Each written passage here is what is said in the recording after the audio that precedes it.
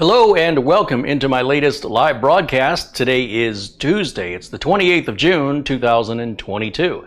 I'm Carey Holzman. I think most of you watching the video are familiar with me, so we'll dispense with all the pleasantries. Welcome in, everybody. Today, and in fact the last 2 weeks, I have been going through my backlog of computers that have been in various stages of assembly, many of which have sat here upwards of a year or more, and I'm trying to get them out of Studio B. I still have another 24 or so to go. And what I'm doing is I'm putting them up on the bench one by one and making them available to you guys at a significant discount, especially if you're a member of my channel. I want you to know that membership has its privileges, its benefits, and if you see a system that I'm building or offering here, please reach out to me in email if you're interested in it. You've got to be in the United States. I cannot ship hardware outside of the US, but reach out to me and I'll make you a deal you can't refuse. So as I go through these, they'll just be one by one as time permits, as I try to get them out the door. Some of them are older, some of them are newer. As I am completing them, I will put them up on the bench and offer them, and then you'll need to email me and let me know if you're interested. So today, for example, this is a system I built a while back using a Be Quiet case and a Be Quiet cooler. We've got some RGB RAM on it, and we're using an MSI B365M mortar motherboard. So what I want to do is I keep an index card, and I've been failing my own processes because I don't know what CPU this has, I don't know how much RAM, I don't know what size solid state drive. And usually what I do is I write all that down on an index card, take a piece of Scotch tape and tape it to the box or to the side of the case or the top of the case, so I can keep some semblance of organization to know what it is I have. So let's fire this up. I know it's already got Windows 10 on it. I just did some cable management on it, which isn't the best cable management job I've ever done, but quite frankly, I've been getting a little burned out on computer building, and now I'm on a mission to get these out of Studio B, and it's a great opportunity for you to get a system at a significant discount. Now, if you're not a member, I'll still sell you a system, but members, I'll give free shipping to any member on top of whatever the discount is for the machine. The longer I hold on to these machines, they just depreciate. They cost the same to ship, whether it's 5 years old or 5 days old. It's still the same size box, the same weight, and if anything, shipping costs have gone up because of the price of gas. My shipping prices at FedEx have increased by about a third. I just shipped 2 more computers today, and my thanks to Steve H. and TJP Coins and Games and Coin. Thank you guys for your patience. I promised those systems back in, I think, March or April. I think it was March, and I finally got them out today. So, you know, there's and then 1 went out yesterday, so that's 3 I've sent out this week, and it still feels like there's no difference here. I don't feel like I'm making any progress, so I'm highly motivated to get these out the door. And if you see one you like, reach out to me in email. My email address I will put up here on the screen real quick, so you'll have it once I find it. Where did my email address go?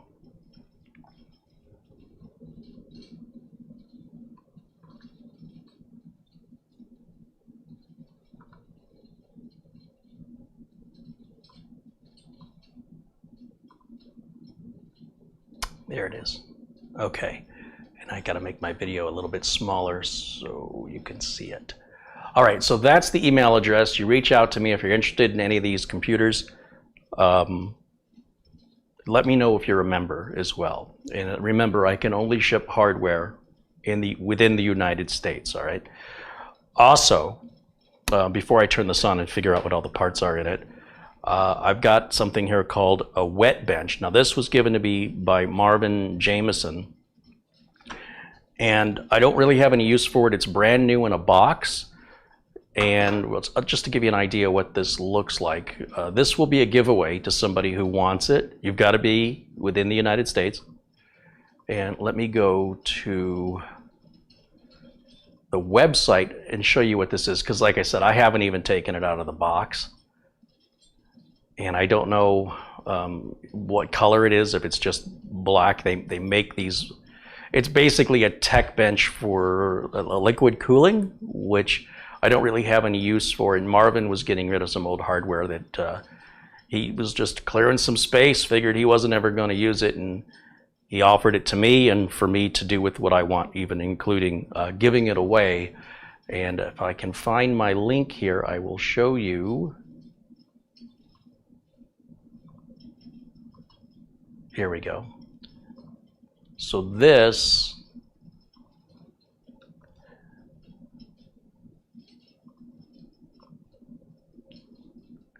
is the Proxys wet bench. You'll see it retails for about $205. I'm not exactly sure, like I said, what color it is or anything. It may just be black and white. I don't know. It's in the box. And looks like a motherboard will fit here. There's your PCIe slots up there. And I would have guessed that a power supply and storage devices could just go down below. It also has a level in between. I just don't understand how this is related to liquid cooling. However, that's how it's marketed. And if you're interested in it, once again, you'll have to email me and let me know. And let me know if you're a member of the channel. Members will take priority on anything just to return the favor that they're supporting me, and I want to show them my appreciation. And this will be a giveaway. So likely it's going to cost probably about $60 to ship this via FedEx ground. And let me go back to camera one. Here I am. Okay. So that is available. If you're interested, like I said, you'll need to send me an email. Please use the subject line of, computer if you're talking about the computer, wet bench if you're talking about that wet bench, so I can get through the emails faster. People who email me for things that not regarding business, or if you're not already a customer, those emails I generally don't have time to get through unless it's something I can send a quick link or something. I'm happy to do that. But I just realized I've left my phone on, so I am going to silence my phone. There we go. All right. So I need to plug this in and figure out what CPU, how much RAM, and what storage we've got in there, and make a note of all that. And it's probably about, I'd say, a $500. Well, this is probably a $700 computer, but I would sell it for $500, and I would include the shipping in that price, and that's got Windows 10 Pro activated on it. But let me step around, let me plug some cables in, and let's get it fired up and see what chip I've used on here. I'm mad at myself when I don't write this stuff down when I build it, because then I end up having to, rediscover what the heck I've built, because I build so many. I've got so many different builds happening at the same time that it's super easy to lose track of which ones I've sold, which ones I have, which combination of parts I used in which case, and no two are the same. So it's a lot of variety there. And let me get a keyboard plugged in here, and then let's turn this on. I think you guys will remember this when you see it. The lighting changes there. We've got the Be Quiet cooler on there. We got the Aries Game 500 watt power supply, and let's go over to HDMI input. Oh, I got to hook a HDMI cable up. I forgot to do that. So once I grab this HDMI cable and plug it in, you should get some video on your side of things. We're using, of course, integrated video here, so we'll just plug that in. And ideally, that should give us a signal any minute, one would hope. There it is. And let me go full screen on my side so I can see the specifications of what this is and take some notes here. So we'll just go over to this PC. I'll right click, go to Properties. Here we go. So this is a Core i7. All right, so I'm going to make some notes here. CPU, Intel i7. Oh, this is a 9700K. Okay. We've got, 32 gigs of RAM. So the RAM, 32 gigs. DDR4, I'll have to check the speed on it. This should be activated. Let me just double check that we have Windows is activated. Yeah, Windows is activated with a digital license. And then what did I put for storage in this thing? Let's go over here. Let's go to this PC. Right click on the C drive and go to Properties. And it's a 500 gig. Oh, it's a Team T-Force. Okay. So I'll put, it's an NVMe Team 500 gig M.2, and of course the motherboard is an MSI Mag B365M mortar. Yeah, so the RAM is worth over $100. The processor is easily $300. The motherboard's $100, let's say. The storage is 500 gigs, so that's probably $50. The case was sent to me by Be Quiet, but that's probably a $100 case. The power supply is that Aries Game 500 watt. Yeah, Aries Game 500 watt. Just making notes on this index card so I can remember what this is. That's only about a $35 power supply. And OS is Windows 10 Pro 64-bit. And I will write that I have activated it, so I don't have to keep firing it up and checking if I activated it. All right, so that should answer all the questions. If you have any questions about it, though, please feel free to ask. I'll do my best to provide an answer. And now let me go back to camera 1. And with the business out of the way, let me shout out and say thank you to the kind individuals that have contributed during today's broadcast. So Winston Liu kicks us off with 10 Canadian dollars. He says, July 1st, Happy Canada, a bon fête du Canada. Dennis Paulson says, good evening. Dennis is a member here and contributes $10. He says to buy some cookies for the dogs. Absolutely, I will do that. Thank you, Dennis. Thomas Backenstow with a $50 contribution. Hey, Thomas, thank you so much. I appreciate you. And Paul McIntosh just became a member. So welcome to the Tech Club, Paul. Right on. Thanks, you guys, for supporting the channel. Now, let me look through the chat and see if I've missed any questions. And if you have any questions for me, technical support questions, questions about the computer, I don't really know any information about the wet bench. You'll just have to go to the site and maybe do a YouTube search for somebody who's reviewed it. I don't know anything about it, but I am trying to clear things out of Studio B.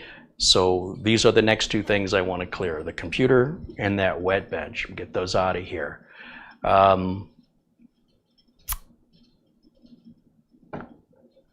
There's Mortant, and again, thank you to Mortant. He had a very generous contribution on my birthday. Y. Davey says hello. There's Vern saying hello, and Adam Jett, and Tony Cheek. Frank Jimmy saying hello. There's Chris Johnson. Chris has got a computer on the way. Actually, I think Chris already received it. Tom Organtini says hello. Eric Lopez, welcome in. Jason H.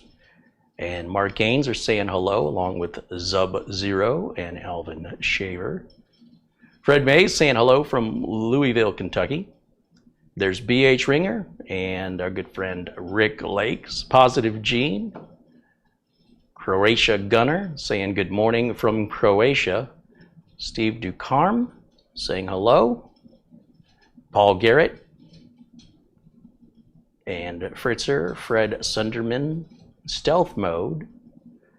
All these folks are just in our friendly chat room saying hello. I would encourage you, even if you're shy or you don't have much to say, you come on into the chat, just say hello. We'd love to just see your existence. When you're lurking, we don't know you're there, so we'd love you to say hello. Kenny Whidden saying hello. There's Fred Sunderman. Jim Majka.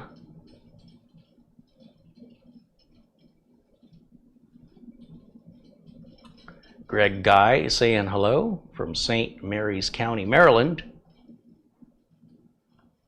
Stealth Mode says hello from Florida. Ghost Riders saying hello. And there's Dave Price. Why is Dave Price not blue? Let's fix that. Now you're blue. Alex says he's building a desk right now. I could go for that. There's Tim Francis saying hello along with Terry Sanders. There's Madi Yoel. Hey, Madi. Dave's Guns and Games says hello from Georgia. Jeff H. is saying hello. BKG joins us and says hello from the United Kingdom. Adventures with Stephen. Hello from the Grand Rapids area of Michigan. I hope to be joining you soon. Still looking for a house. Ted Barry says hello from North Carolina. Hey, Ted. Joe Spindler says hello. Ken Musudik says hello. Thomas Backenstow joins us from Bellefonte, Pennsylvania. Lord Falk 1 says hello from Spokane, Washington. John Williams saying hello. John Doe says happy birthday. And what GB is the video card? What GB? This video, I'm not selling any machines with video cards because of the, I've had several break in shipping. So I just don't want to sell them anymore. So everything's with integrated video on the CPU. Video is built onto the CPU. Nicholas Menard contributes $5 Canadian. Says, hey, Carey, did you experience the issue with RoboForm when it's going to a website, it scrolls to the bottom of the page on its own? Love what you do. I can't say that I have, Nicholas. Although, you know, the folks at RoboForm, they're pretty quick with updates. So if that is a known issue, I'm sure there'll be an update for it. If you haven't, I hope you will report that issue to RoboForm so they can determine if it's just you or if they have a bug somewhere they need to squash. Vern Mahoney says he's thinking about getting one for his cousin in Texas. You should totally do that, Vern.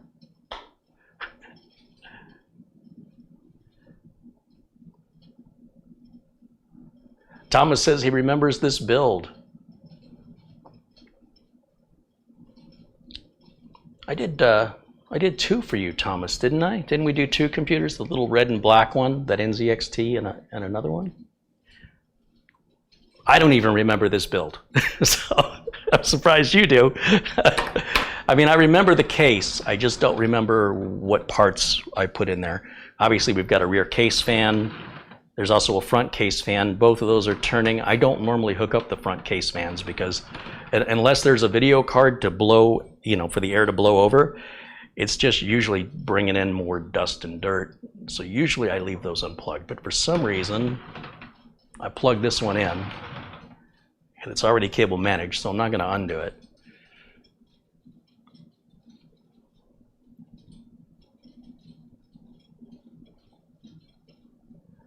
John Paul Bacon said it's pronounced Spokane, even though it's spelled Spokane. Well, you can tell I've never been there. I don't even know how to pronounce it, but as long as you knew what I meant, and there was no miscommunication, pronunciations, when we have viewers from around the world with different emphasis on different letters, it's a challenging part, but I enjoy the challenge and do my best, but unless it's something that comes up often, you'll probably have to remind me several times before it sinks in. Jessica Hall says, Carey, I'm a fan of your channel. I'm actually in college for computer science and information technology. I happened to come by your channel when I was looking up helpful tips for my courses. Well, right on, Jessica. Well, welcome in. And good on you for getting into the IT industry. It's like all the other positions in the world, or at least in the US right now, they're really shorthanded. And I hope that by the time you graduate from college that you'll have plenty of opportunities. However, I would say hopefully if there's time, you could get a part-time job, maybe in some internship or apprentice in some company related to what you're studying, and maybe even build towards credits for that if that's offered.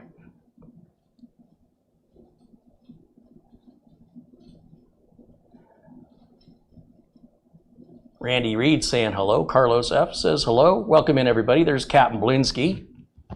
David Martinez. Welcome in, guys. Mike Enns says hello from in the park at Knott's Berry Farm in Southern California. Welcome in, Mike. My mother used to live not too far from there. She lived in Huntington Beach. So Knott's Berry was just right down the street, as I recall, a couple miles. Tom Morgantini with a $10 contribution says, thanks for your videos, Carey. Very educational and enjoyable. Well, thanks, Tom. Thanks for helping to support the channel.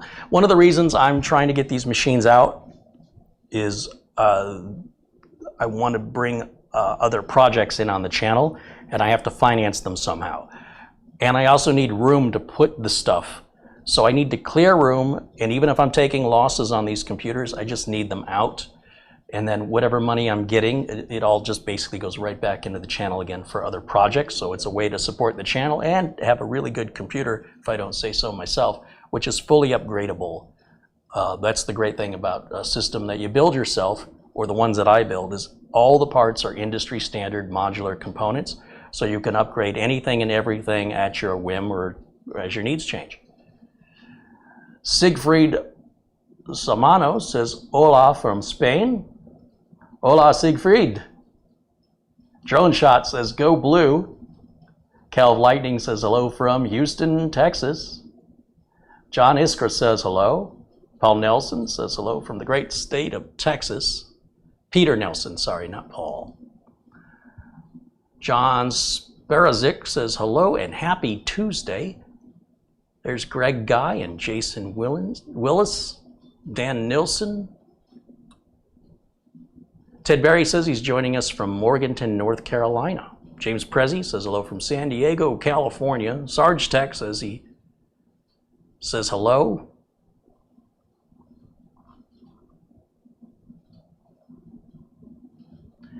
Henry Tapper says good morning all from Thailand. Mitch, speaking of Thailand, should be in that general vicinity there in Kuala Lumpur. I think he arrived yesterday, if I'm not mistaken. He's there till the end of the week, and then he's off to the Philippines? Or is it Vietnam? I can't keep it straight. He's just jet setting the world. So hopefully we'll get some updates from Mitch here before too long. It was really cool. He called me on my birthday from Singapore. And you know, growing up in the 70s and 80s, I couldn't even imagine how much money that would have cost. But I was like, is this costing you a lot of money? He's like, nah, it's like 10 extra bucks for global calling with whoever his carrier is. Wow. So we didn't have to rush through the conversation or anything. So he sounded like he was having a good time and enjoying himself over there. Ron Stewart says hello. Hey, Ron. R. Rodriguez wants to know if Mitch is going to be coming back married. Well, I guess that depends if he meets the right one. I don't think that's what he went out there for, but I'll let you know if it happens. Hakan Johansson says hello from Oslo, Norway.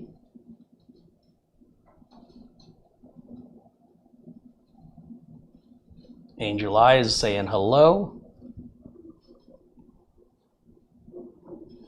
Jeff H. says, try the Flying Goat for pizza and homemade potato chips. They also have a ton of different beets on tap in Spokane, Washington. Yeah, one of these days I might make it to Spokane. The furthest I ever got in Michigan, when I got the Mustang, I drove it to San Francisco, and then from San Francisco up into Portland. And since right across the river there is Washington State, just to say I've been to Washington, I drove across the bridge right by Multnomah Falls. There's a bridge, I'm trying to remember the name of the river that separates Oregon and Washington. It's right on the tip of my tongue. Anyway, I just went into like Vancouver, Washington, just right there off the other side of the bridge, drove around a little bit, everything was closed. Said, okay, I've been to Washington. And it smelled like fish for some reason. I don't know why. It had a terrible smell of fish. And then you just go back across the bridge back into Oregon and the smell went away. So I don't know what that was all about. That's my Washington story. Nicholas Menard contributes 10 Canadian dollars. He said, you've mentioned you prefer to update the BIOS before installing Windows, but I fail to understand why. Is there a particular reason to do so? Nicholas, so remember, I've been in the business, I've been doing this professionally since 1991, and those BIOS updates could make a difference with the installation of Windows. And for example, currently, I'll just give you an example.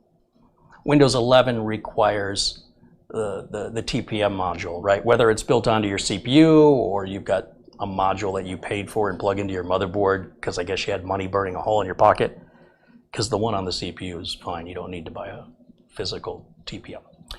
BIOS updates are coming out now that enable that by default in the BIOS, so that you don't get a message that your computer is not Windows 11 compatible. Most users don't know enough to go into the BIOS and change that setting. So what many motherboard manufacturers did is flip the default setting to enabled, and maybe another setting in there like secure boot, if it wasn't already defaulted to enabled. And then they established that as a BIOS update. So if you're somebody technical and you're comfortable with going in the BIOS and modifying things, you probably don't have to worry about having the latest BIOS apart from getting the computer to boot, especially if it's an older AMD motherboard and you're putting a newer AMD chip in it. It may not boot until you've updated the BIOS so it could recognize the newer chip. It's not usually something you deal with on the consumer side of Intel chips. But there were things like that that have always been there, where either they introduce something in the BIOS or they change the default settings in the BIOS so that the end user doesn't have to know anything other than getting the latest BIOS. And then when you go to install Windows, everything goes without a problem in theory, and you don't run into those particular issues where I'm sure if you search Google for people wanting to know why their new computer isn't letting, Windows is saying it's not compatible with Windows 11, they don't know enough to go into the BIOS and make that change. They probably don't even know what a BIOS is. And so if we can get the latest BIOS on, at least have them follow those instructions, then upon reboot, everything should be set and they should be able to install it without having to get all technical. For the most part, and especially if you're a technical person, it doesn't really matter if you do the BIOS update after you install Windows, but it's always my preference if I'm building a computer for a customer, and let's face it, who else am I building them for? If there's a change in the BIOS that enhances Windows at some point, I want to make sure Windows sees that on installation. So there was stuff like NVMe speeds, and I'm trying to think of what some of the BIOS fixes were. RAM compatibility updates. You can wait until you have a problem and then go and update a BIOS, potentially, that fixes the problem. Or you update the BIOS proactively so you don't have the problem to begin with. It's just a philosophy I have. Remember, when you're buying a motherboard, you're buying it with whatever BIOS was programmed into it at the factory. So if you bought a motherboard a year ago, and then you buy the same motherboard a year later, they're going to have two different BIOSes out of the box. And in theory, they should all have the latest BIOS at all times. Because if it's the same board being manufactured from a year ago, I can pretty much guarantee you there's going to be a BIOS update somewhere in there. So the newer one you buy will be slightly different. The BIOS may even look different. Sometimes these BIOS updates, especially on these MSI boards, can completely change the way the BIOS looks. But again, that's mostly on the AMD side, because as they add more and more compatibility with AM4 processors, it's taking up more of the NAND chip space. And then MSI starts taking out graphics and things and going back to a text-based BIOS in order to jam as much CPU data as they can. And yeah, it's filling the BIOS chip, the NAND chip, completely to maximum. So they're just running out of space. But anyway, that's just my philosophy. That's why I do it. Are there other questions you have? Computer questions? You have a computer problem that you're trying to solve? Let me know about it.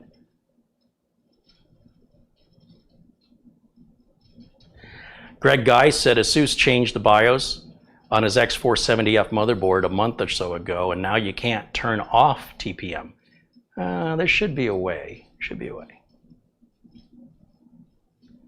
Well, Scott is saying the same thing. Scott Grammer says the latest BIOS for my Asus ROG Crosshair 8 Hero makes it impossible to turn the TPM off. I'm shocked at that.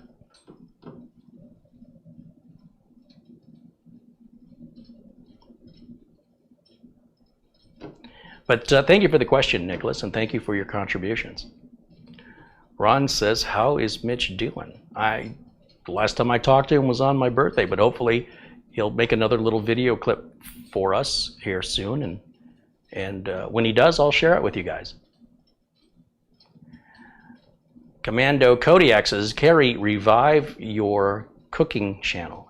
Oh, I'm looking to do that once I can clear all these computers out of here. Believe me, I'm kind of burned out on the whole building computers thing. I really need to do something different, but I don't want to start anything else until I finish what I've started here. But I very much want to go back and revisit more of the Life 101 philosophy channel, which is just my own therapy, quite honestly. And then the cooking stuff. I like to do cooking that I don't see on YouTube or anywhere, which is cooking for people with OCD. I don't like my foods touching on the plate. I don't like foods all blended together. I like things separate. And I don't really see a lot of cooking recipes or considerations for people who eat like a 2-year-old like me. If I go to a fancy restaurant, there's probably not much on the menu I will eat unless they have a children's side and they've got chicken nuggets and pretzel bites or something. Then I'm happy. Tony Cheek says, yeah, the mushrooms were great. Why is Tony not blue? Let's make sure Tony's blue in here. I still make the mushrooms, but I have learned to get, when I'm in the mood and I like a little more bite to it, I do the same recipe of the sauteed mushrooms, white button mushrooms, sauteed in butter with Old Bay and garlic, powdered garlic or garlic salt. And then what I'll do if I want a little extra kick is take a jalapeno and dice it and throw that in to saute with the mushrooms. It's magical. And it's not so hot. It's not like an episode of Hot Ones. It's not a challenge to eat it. It's got a nice little bite to it. And I love the flavor of jalapenos. And they're not, jalapenos on a heat scale aren't very hot. And I'm coming from Detroit where we didn't eat anything hot or spicy, quite frankly. And now over the years of being in Phoenix, my taste for things being spicy and hot has developed because there's so much of it. I'm surrounded by it all the time. And it starts with buffalo wings, and go a little bit hotter. But even then, like medium buffalo sauce, I think is perfect. The hot sauce, on chicken wings, it's too hot. I'll eat like one chicken wing and my lips are numb, and I have to break it up with like a bland chicken wing, or a different flavor, something that's not spicy, so I can let my mouth cool down.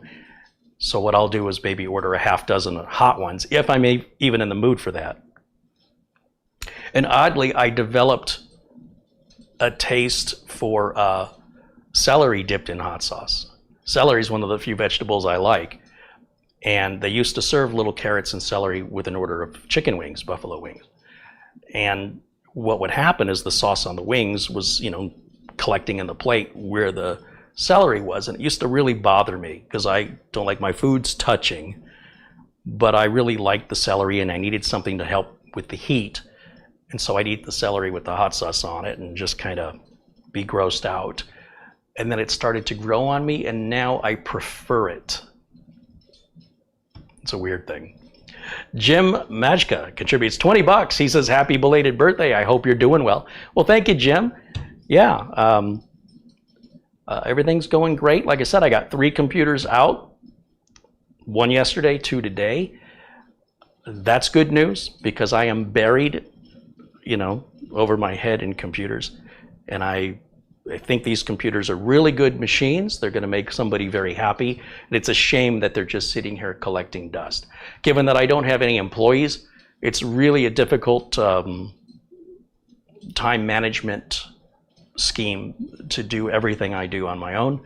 And that's why I have to start prioritizing things or they don't get done. So right now I've been in the mode of prioritizing getting these machines out.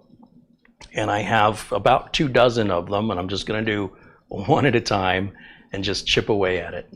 So hopefully you guys will have an opportunity to get a really nice machine at a great price.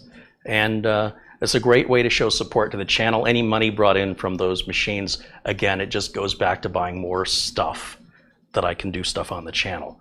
I don't want to do this many builds anymore. I started my career in 1991 as a computer builder. And well, that's not true. I started in inventory control and worked my way up to computer builder. Computer building, there's not a lot of money in it.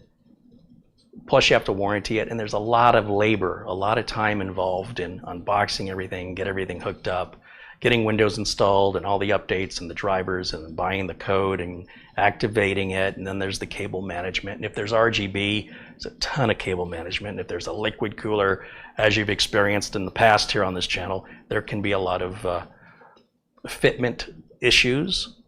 And so I really want to cut back on how many computers I build. I hope that I get all these computers out of here by the fall. And certainly at the very least by the end of this year. So 2023 can start a whole new direction. I'll still do builds, but I won't do them as often. And I'll maybe do no more than 1 build a month. And even that I think is too many. So we'll play that by ear. But if you want to get a machine built by me, I'm telling you, I'm going to be very reluctant to want to build any computers once I'm done with this. I've had my fill. I've burned out. I can officially say I have burned out. It's not a challenge. I don't have the patience for when it does become a challenge. Usually a fitment challenge, right? It's an issue getting things to fit right. And I lose my patience with it because in a career where you're paid based on how much you're getting done, I just see money flying away for all the extra labor some hardware takes. So once all the machines are out, then I'll see what parts I've got left over. I think I'm going to have a lot of cases left over. And then I'll probably start offering those up as well, just so I can start clearing stuff out. And I'll just keep stuff for troubleshooting. You know, I'll have some stuff, but nowhere near as much stuff as I have right now. There's easily $20,000 worth of computer parts here. And trust me, I could use that 20 grand to do other things here for the channel. This channel has to get financed somehow. So with Super Chat contributions, people becoming members, or if you buy a computer from me, it's a great way to show support. And like I said, that all these parts here were all purchased, except I do believe Be Quiet sent us the cooler in this case, but everything else was purchased. So that money has to come from somewhere. And like I said, I'm willing to take a loss on it to get it out.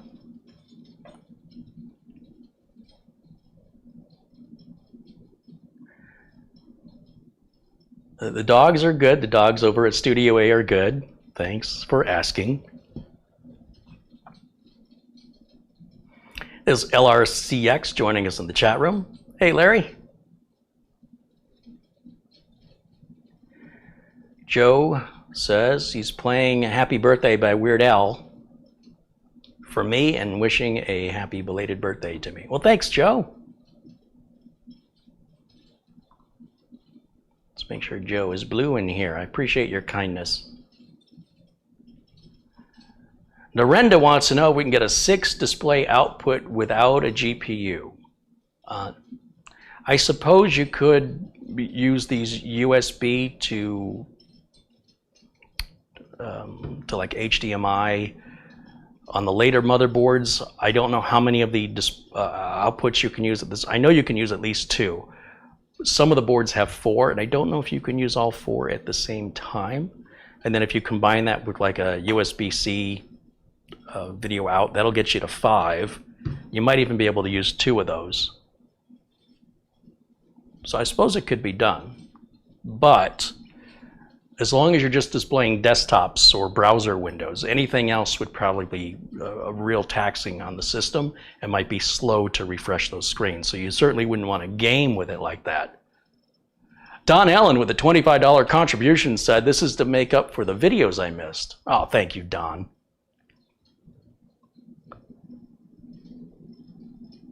Ghost of M says, Altair 8800, they still exist? This is a replica of an Altair 8800. It's from a company called, I gotta Google this.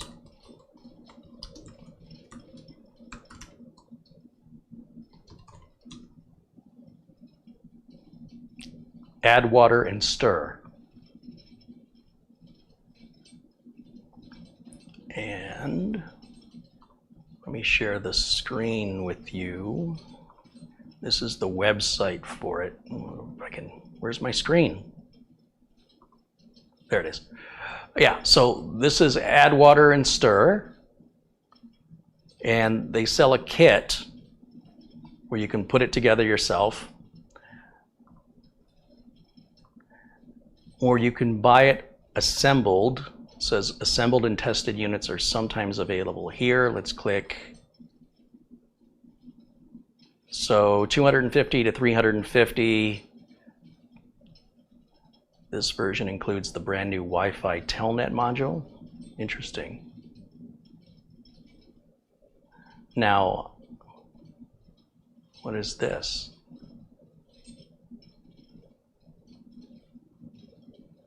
It says standard. I see. So apparently what I have is like the Pro. $350 out of stock. And the standard one also out of stock. But what I did is I put my name and my email address here, and they emailed me when they were available, and I think they only had 2. So you had to act pretty quick before somebody else snatched it up. And after I'd signed up to say let me know, I don't think it was a month when they emailed me and said that it was available if I wanted to purchase it, and that they had only 2 available. So I knew I had to act quickly before somebody else snatched it up. But it works. It emulates an Altair 8800 in every way. All the same programming and features and how you use it, and even the programs that they would run back in the day, they run on this just fine.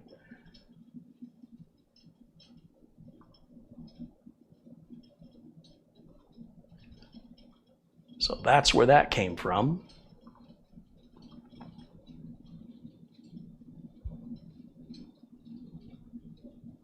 Joe says, hello from Joe in Traverse City, Michigan. Oh, I love Traverse City. It's a beautiful place. I'm jealous. I wish I was there.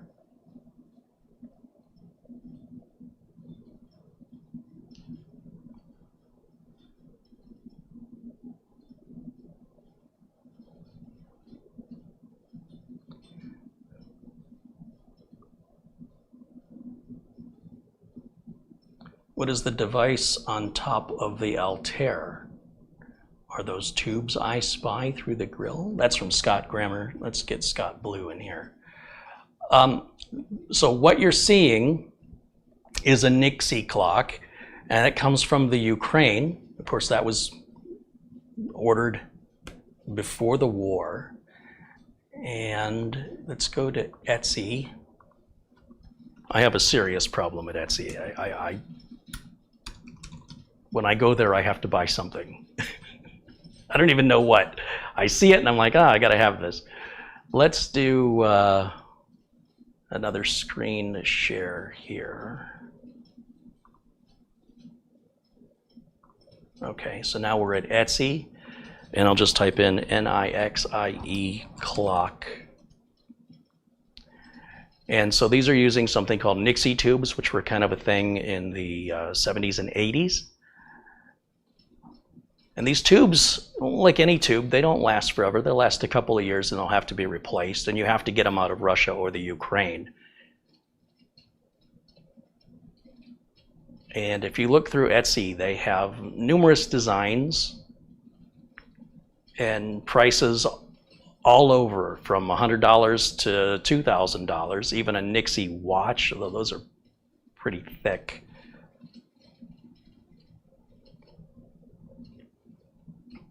I don't think the one that I bought is going to be in here anymore, because I think that seller is no longer selling. A lot of sellers on Etsy that sell these are in the Ukraine, and many of their stores have been closed.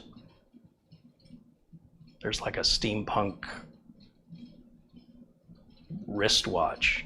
That's Nixie, little tiny Nixie tubes. Oh, I could spend hours here. You really shouldn't have got me started. There's some really cool stuff.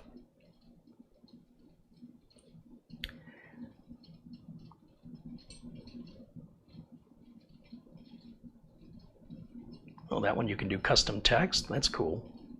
The Nixie tubes are really neat because basically it's a tube that's got layers of numbers. So there'll be a 1, and then the 2's behind that, and a 3's behind that, and the 4 is behind that. I don't think they're numerically in order like that, but you'll see depending on which number is lit up, you kind of see it moving further away towards the back of the tube or towards the front of the tube. It's a really neat retro look. I really like it. And even though I never heard of Nixie tubes back in the 70s and 80s when they came out, when the first time I saw it, I just loved it. So like this is a pretty nice one here. I have this one as well. This has like a moving dial. Like for the seconds, it goes around here. I thought it was an electric motor in there, but it's just another way they do the tube. And this doesn't have a radio or anything. It's basically like a bedside table clock, and it's not too bright, so you can have it next to the bed and it won't keep you up. You see how the numbers will flip around like that? It's really cool. And you'll see this thing here.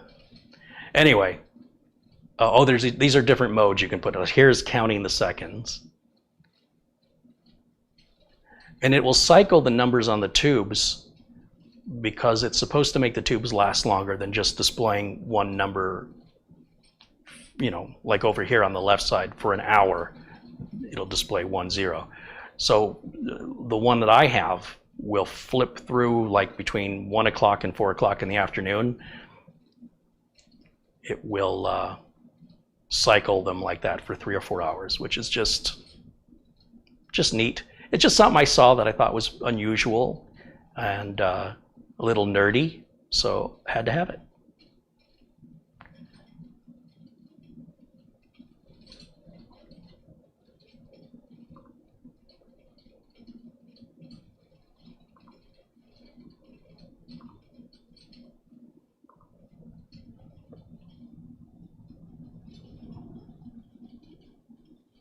So thanks for your question, Scott. Now the one that I have is it's an AM/FM radio. It's also a Bluetooth radio, but it's just got a little like AM radio speaker, so it doesn't sound all that good. But I bought it mostly for the way it looks. It's really, these clocks are all, for the most part, pieces of art. They're all very unique, uniquely designed by the creator. And so this one kind of reminded me of like a piece of equipment you might have seen on MASH or something in the Korean War. It's not, but it just, to me, reminded me of that.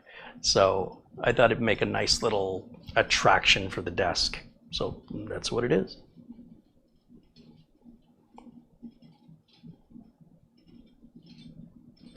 Slight sippage says hello from Dylan in St. Clair Shores. Always good to see you live. Well, welcome in there, Dylan.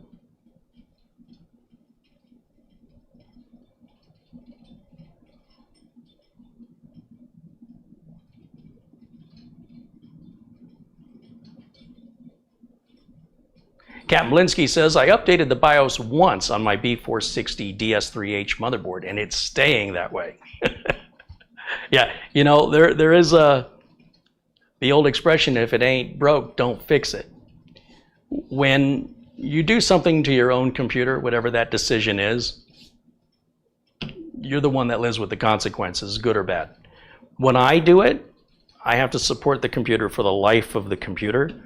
So I'm always trying to prevent problems as much as possible and reduce any support calls, because the support calls are very costly, and support has come close to putting some computer companies out of business, which is why companies like HP, they'll now charge you for support even when you're calling with a warranty related question, and even if their answer is we can't help you, they don't refund the support cost.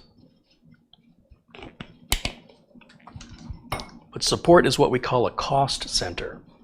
And because I'm a small business and I'm my only employee, if I get a bunch of warranty repair work, not even a bunch, if I sell 3 computers and all 3 computers have an issue, you can imagine that sort of ties my hands for helping or establishing any new customers or any new sales, because it's going to occupy my time to take care of the stuff I've already sold, that now you've already got an upset customer for the fact that they have to call you because something is wrong. I'm not happy about it because now I'm working for free. And if I work for free too much, I'm going to go out of business just like anybody else would. So I try to reduce the number of support calls. And in doing so, I will do everything I can, from updating the BIOS, doing the Windows updates, doing the latest drivers, so that all of that is done when the customer gets the machine. And that's been working out really well for me. It's been very effective in preventing support issues.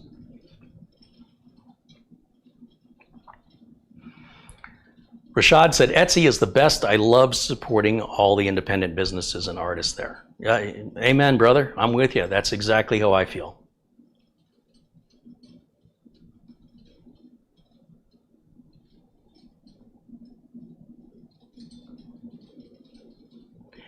Michael Dane jumps in, says hello. Hey, Michael.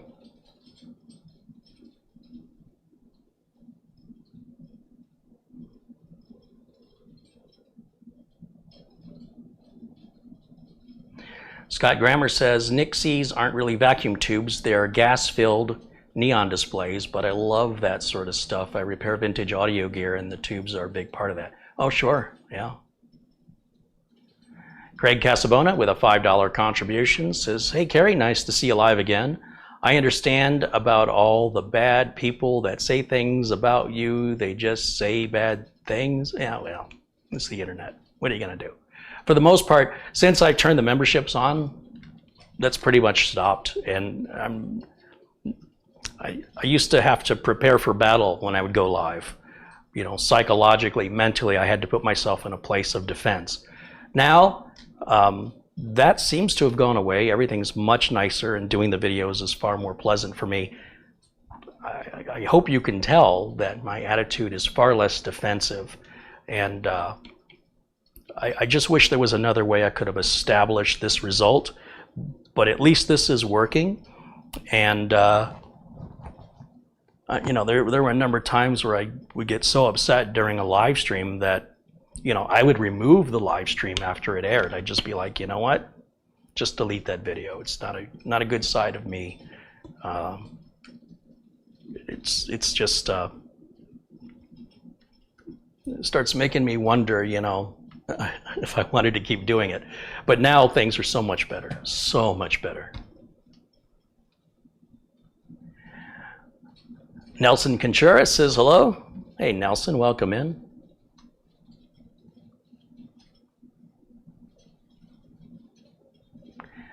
Joe says he has his own IT support. There you go. You want something done right, you know, you're going to do it yourself.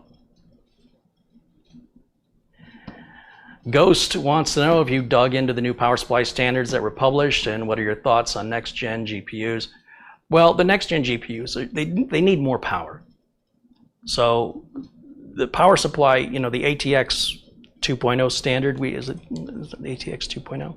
You've had that for what, 20 years? Almost 20 years? And the video cards are getting more and more power hungry, and we need a way to deliver that kind of power. It's only going to get worse. So these new power supplies aren't really going to apply to everybody. It's mostly related to gamers or people that are, you know, doing some high-end rendering or things like that. Eventually, you know, maybe 5 or 7 years, the new ATX power supplies will be all that you can buy. But it's really not a big deal. As the machines, well, particularly graphics cards, become more power hungry, we need a way to deliver that power reliably. And the standard hasn't been updated in a long time, so it's due.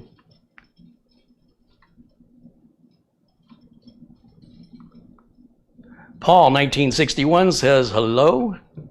Hey, Paul. Michael Dane says, Carey, did you have a nice birthday? Well, you know, my birthday was on a Thursday, which is a working day for me, and I didn't want to celebrate my birthday on Thursday. I wanted to celebrate it on the weekend. So I ended up going to Casino, Arizona has a little showroom, and they have it's like a cover band. Well, it's not like a cover band, but instead of playing a bunch of different songs by different groups, they'll be playing a specific, trying to replicate a specific band. So instead of Van Halen, there's a group called Fan Halen. And oftentimes they'll come out dressed like the members of Van Halen and play their big hits. Or they do, there's a lot of Eagles and Beatles tribute bands, for example. That was the word I was looking for, not cover band, but a tribute band. So that just so happened that a group called 4NR was playing, and I'm a huge fan of Foreigner. Foreigner was the very first concert I went to. I was about 16 years old, and they were touring for the Foreigner 4 album. I listen to Foreigner today, and I don't like how they sound, but the cover band, or the tribute band for Foreigner, sounds better today than, in my opinion, than what Foreigner sounds like today. And Foreigner's got so many hits. I think they played 2 songs I didn't know, and they didn't really break between songs. They would, as soon as one song ended, they started right into the next one, and they play for about 90 minutes, and it's a small cabaret. It only seats about 250 people, so every seat is a good seat. And they put on a really good show, and that's how I celebrated my birthday this year.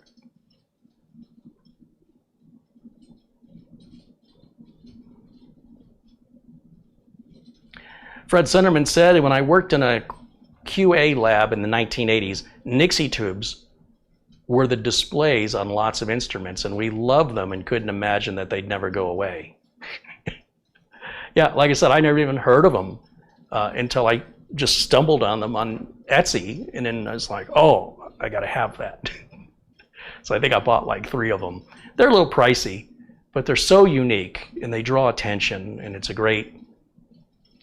great for decor, you know, in the house.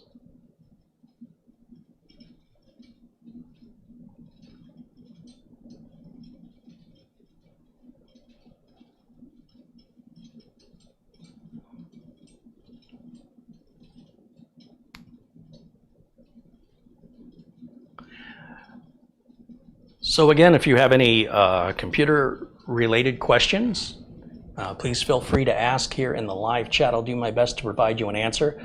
I'm probably going to go another 20 to 45 minutes on this live stream.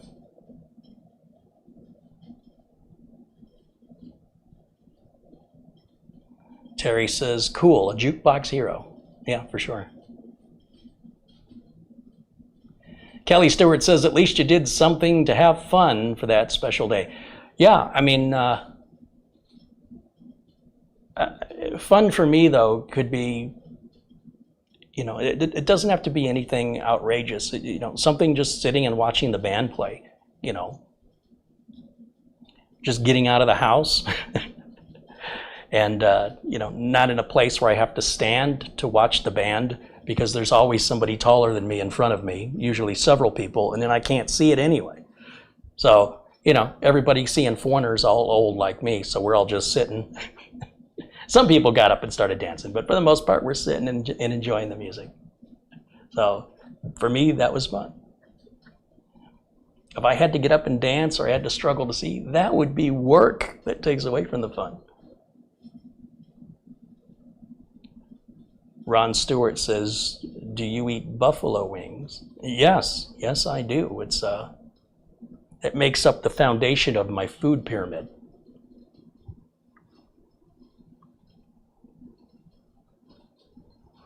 Lawn Dog says, we have a lot of tribute bands here in the desert area I live in, several cities near Palm Springs, and they all have casinos now, and tribute bands are a big draw. So a lot of times the casinos get the actual bands as well. But I'm telling you, to watch these tribute bands, sometimes the tribute band is better today than the band themselves. When you hear the band playing live now, there's a Boston tribute band that I thought sounded better than Boston sounds. If you like look on YouTube for Boston concert footage that's been done recently in the last couple of years, and then look up the tribute band sounds better. Although a couple of the tribute bands were a little disappointing. They had a Pat Benatar tribute, which the person portraying Pat Benatar looked more like Joan Jett and didn't really sound like her. There's a a Police cover band. They were okay. They weren't great and they weren't bad. I've seen a lot of these cover bands. They had was it an AC/DC cover band? There was a Styx cover band. They did really good. And the band was all made up of like teenagers playing all the instruments, and then they brought in a singer. I think they flew in a singer from out of state. And these kids weren't even old enough to be in the casino that were playing in the band. And it was just fascinating to me that these kids even knew that Styx was a band, let alone enjoyed the music of Styx. And they did a wonderful job. It was really cool to see. Music, I'm very connected with music in my life. And if I can share that, it's just a cool thing to share with somebody. A lot of times, some of the music, a lot of the music that the kids, that's playing on that's hitting the charts, aimed at kids, I don't really care for much of it. Surprise, surprise. But every once in a while, I'll have a good song that I like, that I can agree with my nephew. We can agree that's a good song. But then he also likes a lot of the classic rock from the late 60s and early 70s. But when I put my 80s music on, he can't stand it, which I find amusing.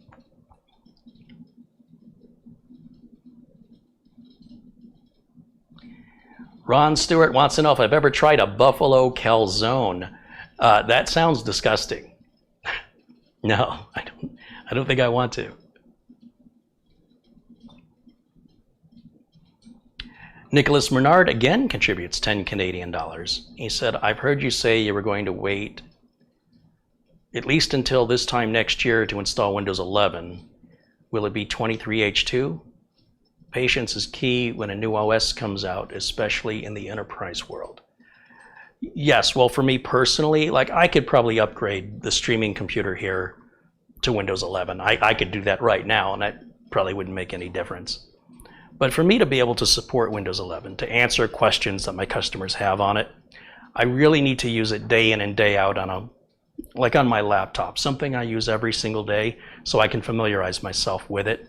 And just through the process of repetition, using it over and over, changing some settings over and over until I've memorized how to change them, I'm not ready to answer any questions on Windows 11. Therefore, I'm not ready to support it, and therefore I don't want to sell it, because if I'm selling something, it's expected that I would support what I sold. I mean, who wouldn't? So for the people that have wanted Windows 11, I've installed it and sold it under the condition that they understand that I will not be able to answer any questions they have on it. And they can use Google and they can help themselves, but don't call me and ask me, because I don't know the answer and I don't want to Google it for you. If you want me to support it, you'll put Windows 10 on it. I'm waiting for Windows 11 to have features that differentiate it from Windows 10 to make it a more compelling reason to upgrade. And it's just not there yet. I mean, it still pretty much does everything Windows 10 does, and not really much different. So let people who want to adopt it early, let those people be the pioneers, let those people suffer through compatibility issues or features that Microsoft is taking away and then after an update bringing back because everybody's pitching a fit about it. Let all that happen. So give it a year. Any new operating system, I would say give it a year. And certainly if you're doing something for business and you don't want to put your business at risk by putting in a new operating system, unless you have a very good reason to make that investment. And you could say, well, it's a free upgrade from Windows 10. What's the investment? The investment is the time to install it. The investment is the time to familiarize yourself with it, as well as for all of the employees to familiarize themselves with it, which may slow down their productivity during this learning curve, which is usually 2 to 4 weeks. Then you might find out, if you have especially older hardware, older printers may not work. You might have hardware that doesn't work. You might have software that doesn't work. I'm not aware of anything specifically, but it's possible. So if you're going to go through all that trial, all that time and effort, what's your end result? What's the prize? What's the reward? Everything's the same. So I would predict probably by this coming spring, or perhaps next summer, I'll start using Windows 11 regularly. After I familiarize myself with it by using it every day on machines that I use and making the changes I want to make and figure out how to do that in Windows 11, I'll probably do a new Windows optimizer and I'll make it specifically for Windows 11. And then what we'll probably do is put a check in the software so that the Windows 10 tool, the Windows 10 optimizer, I would have it not work on Windows 11. If you tried to run it, it would check and say, this doesn't support Windows 11, and then come out with a Windows 11 optimizer and have it do the same thing, that if you tried to run it on Windows 10, it'll do a self-check and say, this isn't compatible with your operating system. So that'll be probably within 6 months after I figure out which tweaks I want to make and how I want to tune the operating system. I'll talk to Nick over at D7X Tech, have him develop a new tool just for that. So that'll probably be about 18 months, I would guess.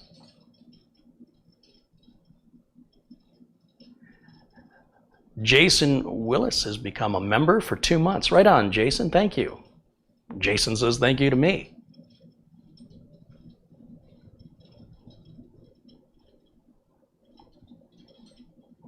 Steve H says, I am still having problems with Windows 11 Pro running HP Envy printer drivers. I find myself having to run the HP Panel Doctor every time I try to print. Yeah, it's stuff like that, Steve, you know. Maybe there's a fix for it, somebody knows. You have to do some Google searching. But given that Windows 11 isn't widely in use, you're not going to get the, if you Google just about any problem on Windows 10, you're likely going to find multiple discussions on Google search results about that particular issue or related to that issue. Windows 11, because it's not as in wide use and it's still being, Microsoft is still adding more features when they update. There's a lot of undiscovered and unknown answers to problems people are having. And unless a ton of people are having a specific problem, it takes longer for an uncommon problem to get resolved. So for example, at some point, you might just have to replace the printer. At some point, it may be that if you bought that printer 15 years ago, and I don't know, I'm just using this as an example because I've got customers that have like laser printers that are 15 years old, and they don't want to get rid of them because they're good printers. And I find I have to use what's called a universal print driver to get them to work in Windows 10. I'm not even sure how we're going to get that to work in Windows 11, or if it's the same thing we have to continue doing. But our lives would be so much easier if they would upgrade to a modern printer, because in all likelihood, the modern printer will self-install and you don't have to do anything besides plug it in and turn it on. However, once we do get the printers working, it's really not an issue until we have to replace a computer or repair a computer and have to reset the printer up again. Then I have to go back through my notes to figure out how I did it. So mixing old hardware and new software, that can be a challenge if you're going, 8 years or beyond, especially 10 years or beyond, to find that compatibility. Taking the latest operating system and trying to pair it with, the printer you had with Windows XP can be a challenge. Patrick Manny just became a member for 2 months. Right on. Thanks, Patrick. Welcome to the Tech Club.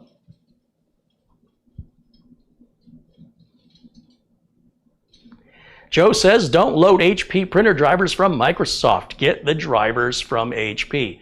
Yeah, the only problem is when you go to the HP website and you click on the Windows 11 for the drivers and it says, there's no button or link. It just says built into the operator, included in Windows, something like that.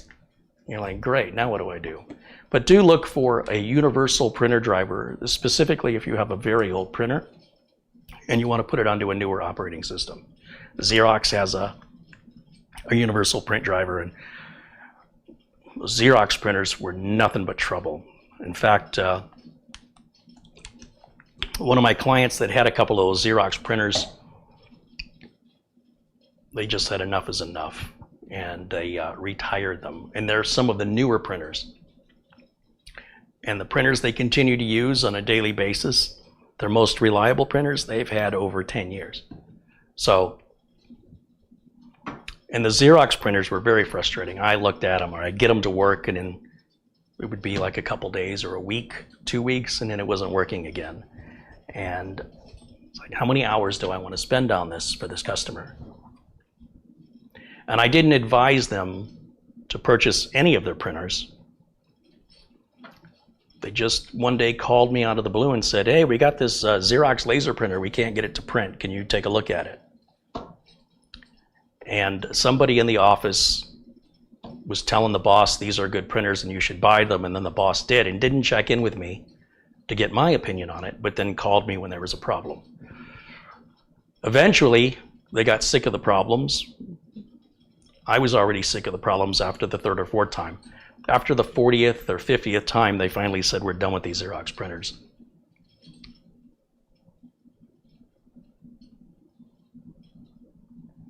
Randy Reed says, what causes paper to jam in an HP printer when printing? Well, Randy, there's a number of reasons that can cause printer jams. It could be the paper pickup. It could be the rubber wheels. As the printers age, the paper pickup, which is also rubber, and the rubber wheels that roll the paper, they get slick. It's like an old tire, and they can't grip anymore, and that will cause the paper to not feed properly.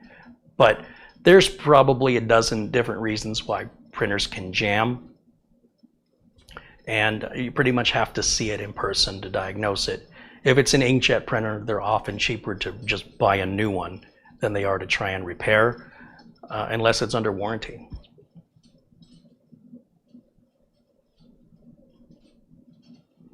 Paul1961 says he went away from HP printers and now has a Brother color laser multifunction. Yeah, well, my client has these Brother label printers. They're like these thermal label printers, and they're about this big, and they sit on the desk, and they've had them well over 10 years. And every time we have to install them, I cannot remember for the life of me how we configure them. It's like we have to figure it out every time. So they've got the label print software from Brother, and they have templates that they've created for envelopes and letterhead there at the office. And it's a hassle every time, first of all, to get the right driver installed and get the printer working. You can't really do a test page on it because it's just little labels. And it takes all different kinds of labels, so then you have to tell the software, the Brother software, P-Touch software, what type of label you have. And then sometimes, even then, there's formatting errors and translation issues that we have to. And I think I should write it all down, but we changed so much to get it working, I can't keep it straight anymore, what the final answer is. I suppose what I should do is record a remote session the next time I have to do it, and then I can play it back and whittle down what the changes are so I can make notes. But I can pretty much guarantee if they had newer, even if they were still made by Brother, but just not 15 years old or however old they are, we probably wouldn't have to deal with so much labor in configuring them. And as long as the computers aren't changing, everything stays. It's not an issue. But then 5 years goes by and I build them a new computer, put the latest version of Windows on it, get it mapped to the network. It's like, I'll get the phone call. Oh, we need to add the Brother label printer. And I'm like, oh. It takes way too much time.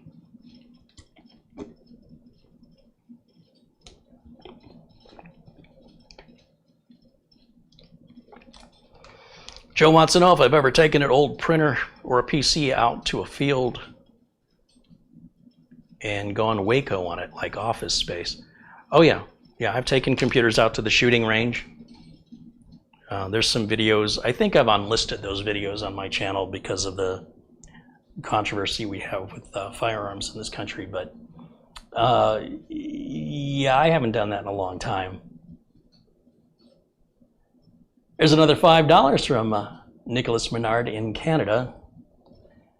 Carey, have you heard of the NV Clean Install utility that allows you to install NVIDIA graphics drivers by selecting only what you need for your configuration? No, Nicholas, and I wouldn't have any need for that. Basically, if you're a gamer, you want the regular NVIDIA driver, and if you're doing work like I'm doing, producing videos, rendering videos, then you want the studio driver.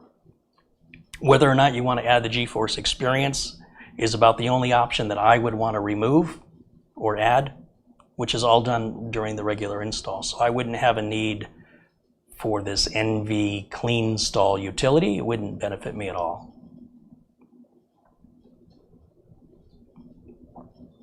And Garrett says, hey, Carey, what kind of case fan is that? It looks like a new design.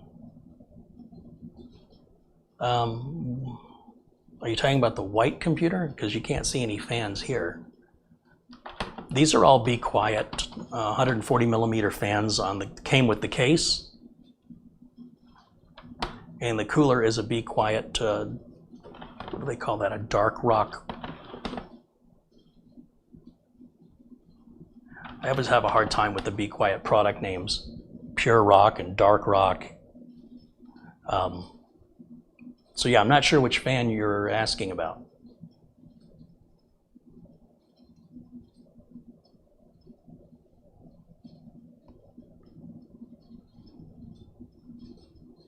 Cap Blinsky said, I just had a printer snafu, but the problem was the owner, not the printer. Yeah, well, yeah, as a tech, I prefer those problems because they're a lot easier to fix. Makes me feel smart and helpful. When it's a problem I'm struggling to figure out, I don't feel so smart or helpful.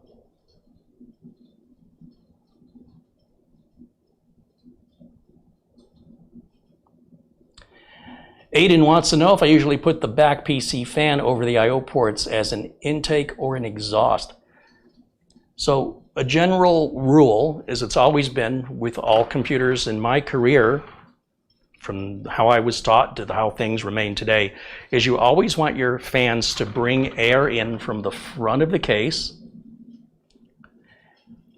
and you want your airflow all moving in one direction. So we don't want to have fans at the bottom blowing or pulling air, or on the top. If we're going to put fans on the top, like in the case of a radiator, liquid cooling radiator, then we don't need the fan in the back. In fact, if you have fans on the top and the back of your case, try unplugging either the top ones if you don't have a radiator, or if you do have a radiator, unplug the rear one and just check your PC temps. I bet you it doesn't make any difference at all. If anything, it'll be 1 or 2 degrees Celsius. So a lot of people, they add all these fans thinking that it's going to cool a computer more, but in most cases it doesn't. These fan motors do generate heat. They do pull power from the power supply, putting more strain on the power supply. That also generates more heat. And fans move air. Fans do not cool air. Air conditioning cools the air. Fans move the air. So yes, having air moving over things like heat sinks helps dissipate the heat off of the heat sinks, but we're not cooling the computer in that sense. A lot of things with the computer reach a point of diminishing returns. Let's say, for example, you've got an old 5400 spin hard disk drive. And let's say it takes you 2 minutes to boot to the desktop. And then you upgrade that to a SATA SSD, and now it takes you, let's say, 40 seconds to boot to the desktop. So pretty significant savings. But let's say now you go to an NVMe drive, and now you can boot the computer in, let's say, 25 seconds. And as you keep getting faster and faster, you keep getting less and less in return. So if you're taking 25 seconds to boot now, and we can cut that time in half, now it's 12.5 seconds that you're booting in, and you've saved 12.5 seconds. But the cost is disproportionate.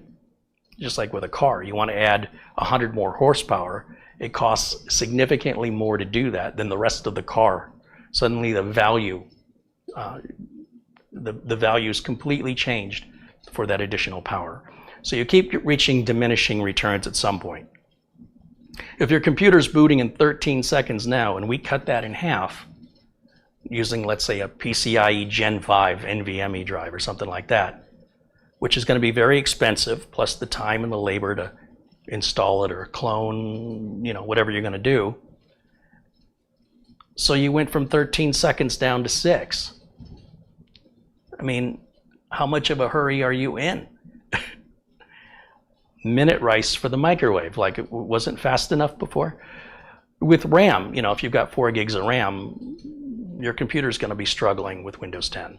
8 gigs of RAM, it's still going to be struggling. 16 gigs of RAM, it's going to be great, unless you're a real heavy, intense user. You like to have 100 things open at the same time. 32 gigs of RAM. Most people won't use 32 gigs of RAM, even though they have it. It's like most people won't drive their car to whatever the maximum number is on your speedometer, right? Just because it's there doesn't mean you have to use it. So say some people have 64 gigs or 128 gigs of RAM. If you're not using that RAM, you might as well not have it. It's just a complete waste of money. If all you're using is 16 gigs, that's why I keep talking about point of diminishing returns. As you go higher and higher up, the price gets substantially more, and then the benefits you get back diminish greater the higher up you're going. So the higher up you're going, the more it costs, and then what you're getting back for the money keeps getting smaller and smaller and smaller.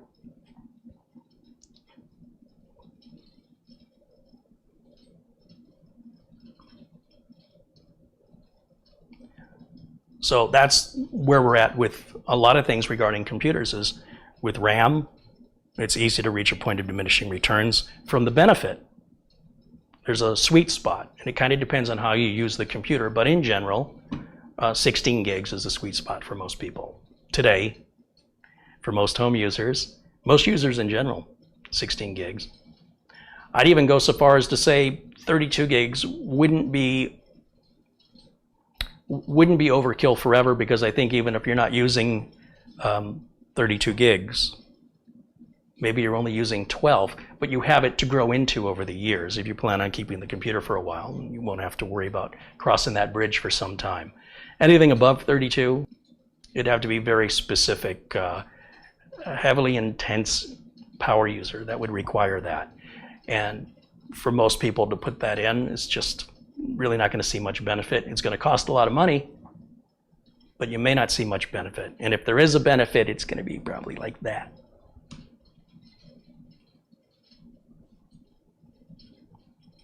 So I do try to keep all the builds and all the advice I give here practical. The same advice I would give, that I do give to my real customers who pay me for it. I offer that same advice here for free, and that's all it is. It's just advice. I'm not telling you what to do, just telling you what I do. And then you can take this information and dismiss it or cherish it or have no feelings one way or the other. Paul McIntosh contributes $10. He says, missed 2 previous donations. Oh, did I?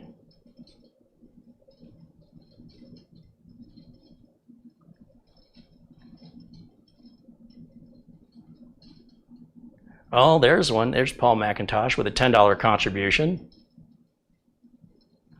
I don't know how I missed that one, Paul. Oh, and another one for $10.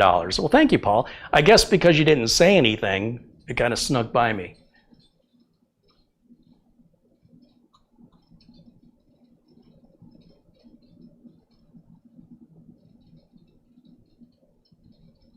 Kelly Stewart says, Carey, you know what's coming. Recheck your phone. It should help keep your spirits up. All right, Kelly. Kelly's such a nice guy. Let's see.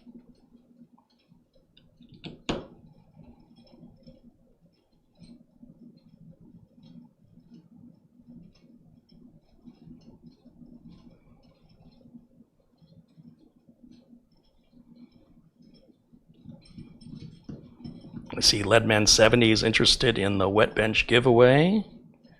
All right. Kelly Stewart sends a $50 Amazon gift card. Thank you, Kelly. Thank you as always. Bobolon also says they are interested in the wet bench. $10 from John Iskra. Thank you to John.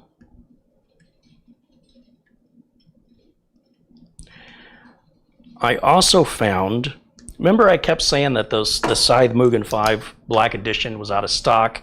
Don't freak out, it does that. I'm sure they're going to restock. Well, it turns out Scythe came out with a new version of that. So I don't think my link to the Scythe Mugen 5 Black Edition is ever going to work again. I think it's always going to stay out of stock. I stumbled on it here at Amazon. Let me see if I can pull the page up. Scythe Mugen 5 Black, and it's $65.99. It's revision C, which is socket 1700 compatible. So I don't know how Scythe has changed the installation method, if they've given you 2 different brackets, because I loved how easy the Scythe was to install. So the Scythe Mugen 5 revision C is available on Amazon for $65.99, and that's why it's replaced it, because of the socket 1700 compatibility. So I ordered some of those. I should get them Friday, and then I'll be anxious to open up the box and install one and see, because what Noctua did, they had this easy to install cooler, and I ordered some more of them, and when they came in, I ordered like 6 or 7 of them, and there was no indication that anything was any different. Same box, same price, but instead of the super easy mounting bracket, which you just slide in and pop the heatsink on, made the install super easy, now you had to build all that by hand, which was very disappointing because 1, it's extraordinarily time consuming. 2, if you haven't done it before, it's hard to know which way is up on the bracket, and also which screws to use and which spacers to use, because there's like 3 different sets. And the instructions are like hand drawings and they don't show the colors. So the spacers, some spacers are white, some spacers are black. I don't know which ones they're referring to in the drawing because it's not colored in. And obviously, if you're gonna do a bunch of them, it shouldn't be any big deal once you get used to how it all assembles together, right? It'll just be repetition at that point.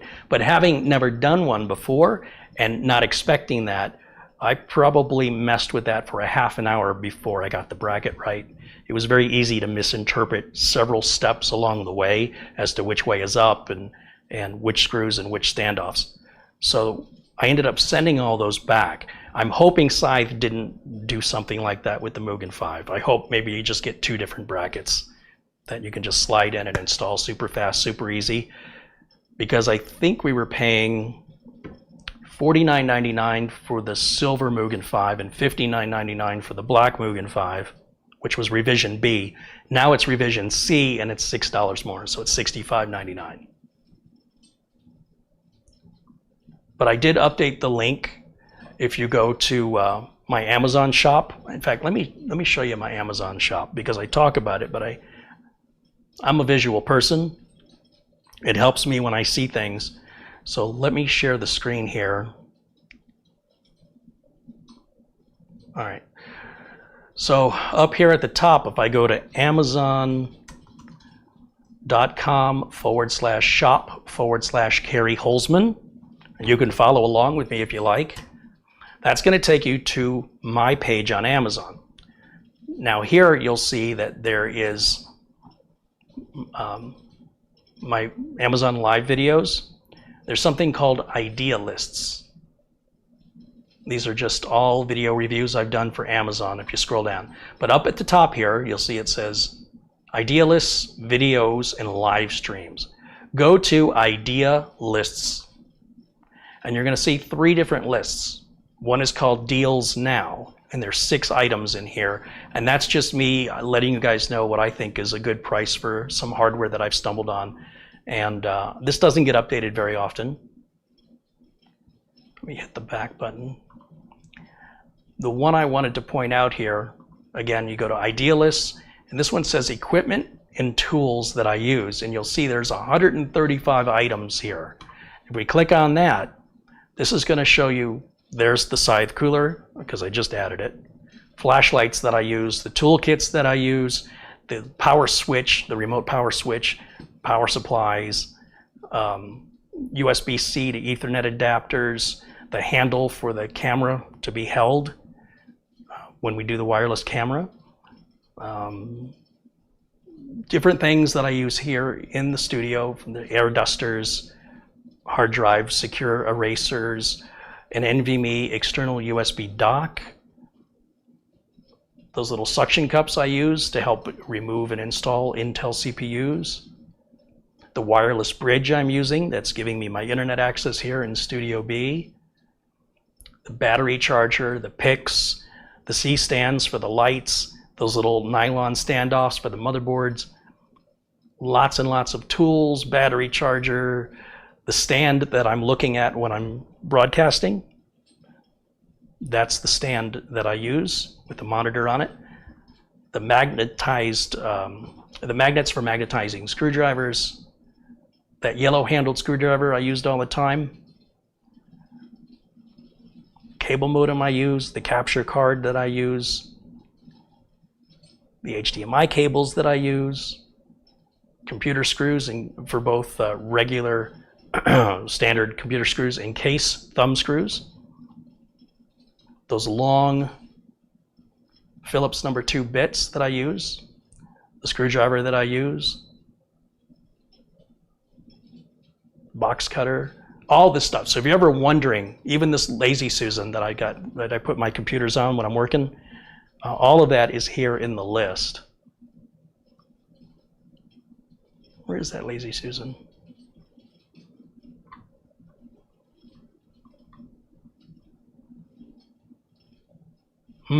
Should be in here.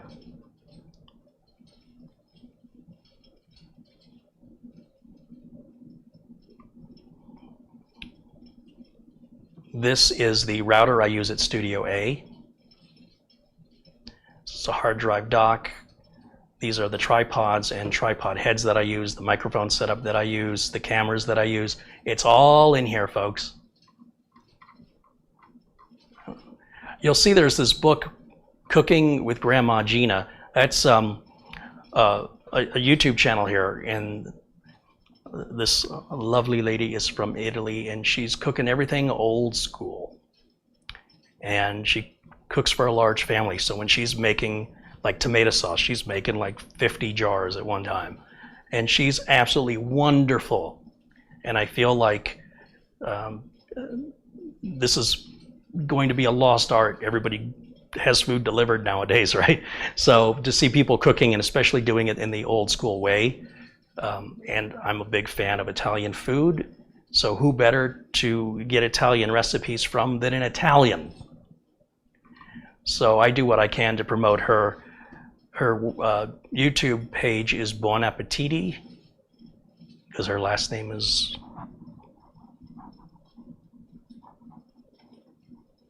Petiti, I think. So let me just look at YouTube here, and let's do Buon Appetiti.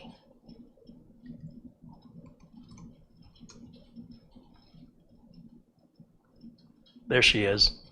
Now, when I first started watching her, she had a few thousand subscribers, and now she's outdone me. She's almost at 1 million subscribers, and she's got just the classic, real Italian food recipes. Anyway, I really enjoy her, and if you guys aren't subscribed or watching her videos and you like food, check it out. She is very, very good.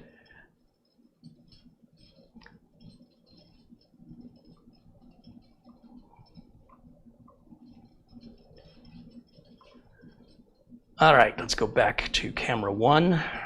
And again, if you have any questions for me, this will be the time to ask. We're going to wrap it up here. If there's no more questions, so I'll give everybody an opportunity to type a question in if you have it. There's about a 90-second delay between when I talk and when you hear me, so I have to kind of stall. And that's for people who are caught up. Some people might be 5 or 6 minutes behind. So I'll try and stall and give you an opportunity if you haven't yet, if you have a question, before we wrap it up for the night.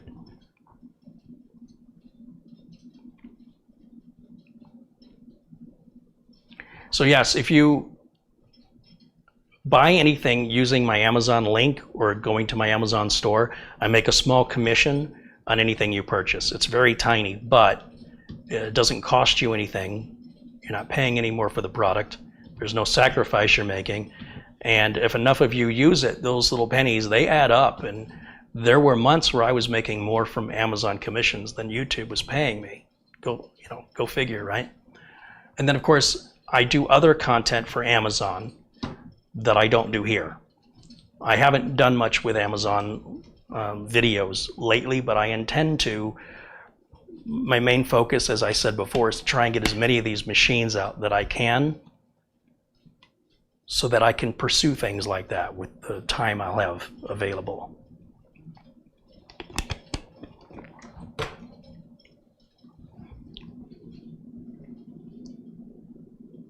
Dave Linovitz says, "You are making me hungry." Yeah, me too. Join the club, Dave. There he goes again. Now he's talking about a club sandwich.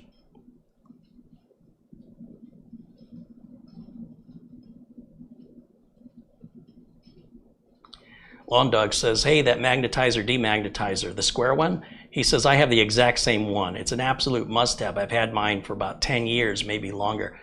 Yeah, it's not like they go bad. Usually they just get lost. It gets misplaced.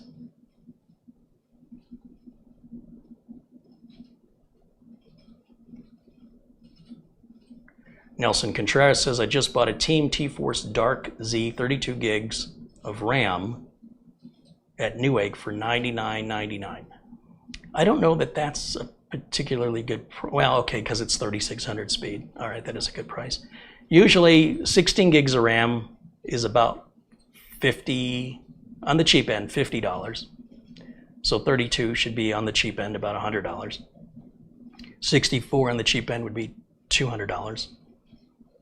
So that kind of falls in line with standard prices. I don't think that's a screaming deal, but it's not a bad deal. Twisty66 contributes 20 Australian dollars. Says, I now have to use another account if watching from work. Security settings at work changed. Well, hopefully both accounts are blue. If not, you'll have to let me know on the account that isn't blue in the chat, and I have to do that when we're live. But that's not a problem for me. There's JHP Hawaii Photo joining us. And JHP Hawaii Photo contributes $2. Thank you for that. GM said those Scythe coolers are $116 Canadian from Amazon. Well, bear in mind that $1 Canadian is worth less than an American dollar. And then, of course, there may be import fees that your government imposes on those items. But the price difference isn't really all that much. I think 119 Canadian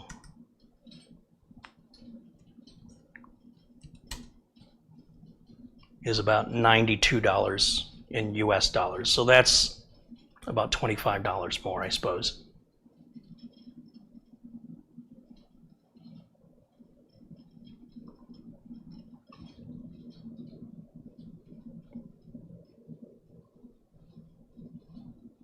Tommy John says, I'm going to bed. Good night, everybody. Carey, thanks again for the computer. Can't wait to receive it.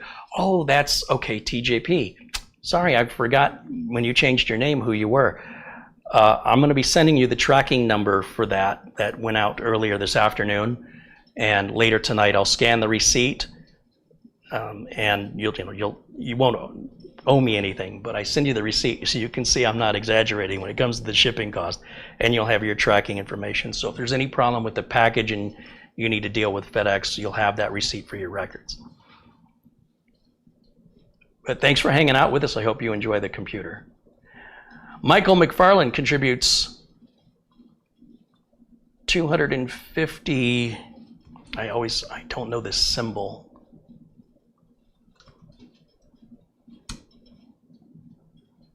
Philippine pesos, 250 Philippine pesos, which is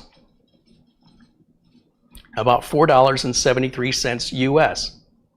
Well, right on. Well, thank you, Michael. Thanks for continuing to support the show. And it's pretty cool having viewers in the Philippines, which Mitch, I think, is going to be there next week.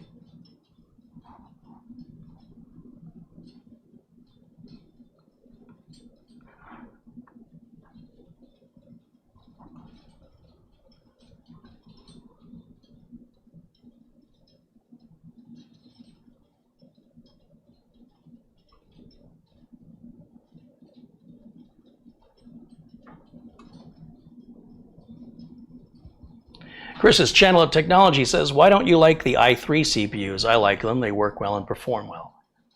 The reason I don't like them, Chris, is when they're new, they're fine, but they age out real quickly. They suddenly become painfully slow after a number of updates. And say, for example, you bought an i3 with Windows 8, and now you've got Windows 10 on it, you might find its performance is getting worse and worse, especially if you're keeping up with the latest antivirus software. There's so many threats now. Antivirus software is getting very complex and much more resource intensive. And if you're continuing to grow and use the computer, that computer is likely going to need an upgrade sooner than if you bought an i5 or an i7. With an i5, at least, I believe you can easily get 8 years out of it without feeling like everything's really slow. The Intel Nook that I built, if you want to call it a build, back in April of 2013, I believe that's a Core i3. It's still being used today. We're looking at almost 10 years on, but boy, can you feel it. It really feels like it's being bogged down. And it's just through the programs keep evolving. As they evolve, the lines of code increases, the amount of resources they require increases, all of the applications are increasing in size. Some of these things all add up together. On an i3, you're probably going to feel like you need to replace it after about 3 years. So I don't want to do that to my customers. For the price difference to go from an i3 to an i5, if you're dropping $500 on the system, for another $80 you can get the i5 and be good for an additional number of years. I think it's a much better value for the money. But that's my opinion. I wouldn't do a Ryzen 3 and I wouldn't do an i3. Unless it's temporary, it's something you just need for a couple of years. I don't build temporary systems, I build systems to last. And there's just not enough price savings in it. To me, you're getting ripped off with the i3 because you're just going to end up replacing it. If you would have just gotten an i5, you could go so much longer without replacing it. It's actually saving you money. Josty once says, Carey, happy after birthday. I purchased 2 Office licenses from VIP CDK deals and wanted to let you know that both activated without an issue. And thanks again. Right on, Josty one. Well, thanks for supporting the show and glad to hear you took advantage of the offer. VIP CDK deals sponsors us here, and they offer Windows 10, Windows 11, Office 2016, Office 2019, Office 2021. They're all legal. It's all legit. This company's been in business over 10 years. They do millions of dollars in sales. I think they have almost 100 employees. Clearly, if this was an illegal operation, it would have been shut down a long time ago. But beyond that, they have great support, and the keys are guaranteed to work. If you buy keys off eBay or you buy keys off of some other website, a lot of times you're not getting the support. I had a customer order Windows 10 from eBay, and once they made the purchase, eBay said that the seller's account was closed and they couldn't contact the seller. The account was shut down. They had no idea how to contact the seller. But the seller did send them a key, and then when they installed the key for what was supposed to be Windows 10 Pro, they got Windows 10 for Workgroups, which is a slightly different operating system. And you think, well, so what, right? But it was a big deal because that computer had a hard time getting on the network and communicating with the other computers and printers because the default security settings are different in Windows 10 for Workgroups, and you have to go into the registry and set that stuff back. And it was 2-3 hours of my time I'll never get back because the customer wanted to save a few bucks. There was no way they were going to get a refund, and then it became my problem. So at least with VIP CDK deals, you can have the peace of mind knowing the keys are guaranteed. You are getting exactly what you bought. And if you have any problems, they have customer support there to help you. I advise you not to buy keys until you need to use them. Just like I wouldn't tell you to go buy a new TV until you're ready to have a new TV. Let's say, for an example, there's a TV on sale, you buy it, you bring it home. So you go to Best Buy, you buy this TV, you stick it in a room, and you'll get to it. So 6 weeks later, you finally unbox the TV and the screen is cracked. You take it back to Best Buy, you go, hey, I just took this TV out of the box, the screen is cracked. And they go, well, you bought this TV 6 weeks ago, we can't help you with this. Like, but it's brand new, I just took it. Like, it doesn't matter. It's a 30-day return policy. You're well beyond 30 days. at the very least, you should have unboxed it and checked that for that very reason. So as you can imagine, when it comes to software keys, if you're going 6 weeks or 6 months after you bought the key, and now you're going to activate it for the very first time, and you have a problem with activation, that looks really suspicious, that behavior. And they are unlikely going to help you with that because you've waited so long. They might, but I wouldn't be surprised if they didn't. So I strongly advise you that if you're going to purchase a key, use the key within 30 days. It's a very reasonable time for them to be available to help you if you have any problems. Beyond that, it just looks like suspicious activity, and there's so many scammers. The sellers have to protect themselves. The buyers want to protect themselves. Nobody trusts anybody. And I'm not saying the keys won't work after 6 months of just sitting there. What I'm saying is if there is a problem, getting help after the fact is going to be very similar to just about anything else you buy literally anywhere else. After 30 days,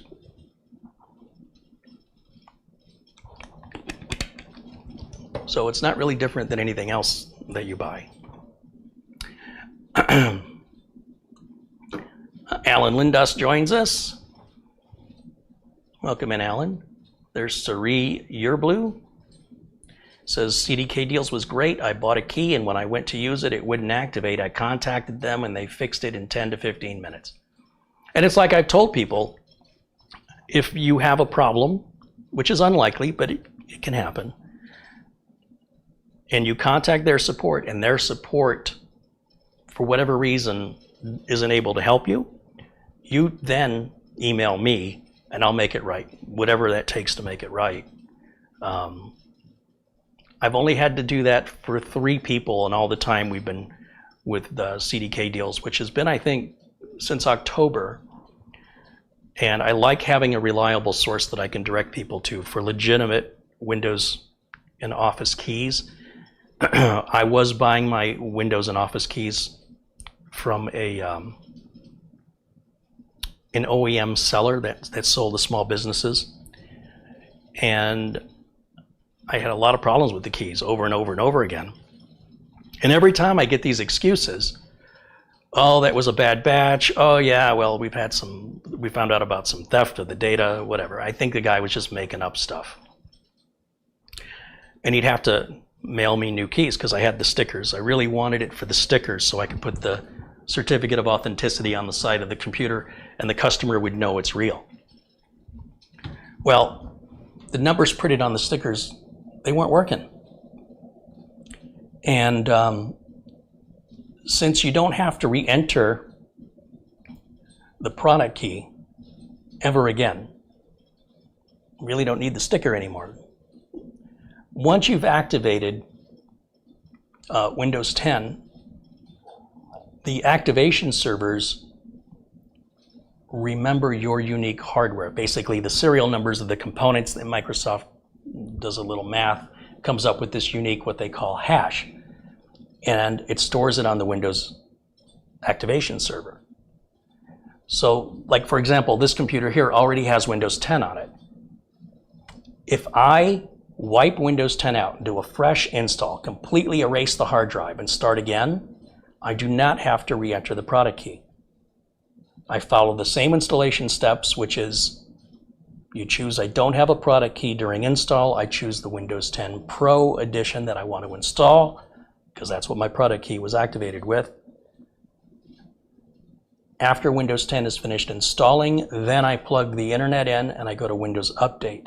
After the first round of updates and the reboot, you will see Windows 10 automatically assign the product key, or the Windows 10 activation servers already plugged the activation key into your registry and activated Windows, and you didn't have to enter all those codes again. So those stickers, not really needed anymore. Anyway, I was paying $60, $50 to $60 for a Windows 10 license. And the reason I was paying that much was I was assured that these were genuine, authentic, real But when the genuine and authentic real keys just kept not working, saying that the codes weren't valid, after about a year of that, and every excuse you can possibly imagine for why, I just had enough. So I went out on my own to find an alternative where I can get legit Windows and Office keys that wasn't going to get me in any trouble, because I have clients that are lawyers. And if they would be audited and there was an issue with the genuineness of the activation key, who do you think's going to have to pay that bill, right, if they're fined? So anyway, through a lot of research, a lot of trial and error, I went to a couple of different companies, and anyway, eventually found CDK deals and was very impressed with them. And in fact, I used them about a half dozen times over the course of a couple of months, just to verify that it wasn't a fly-by-night company and that there was a consistency to how long I have to wait to get the key after I paid, and to any issues with the keys working, and they just all worked. So I reached out to them and I asked them if they would be interested in sponsoring us here. So instead of sponsors coming to me, I go to the sponsor. I go to the manufacturer or the seller of things that I'm buying in my business. And I'm like, hey, would you guys be interested in doing something to sponsor my channel?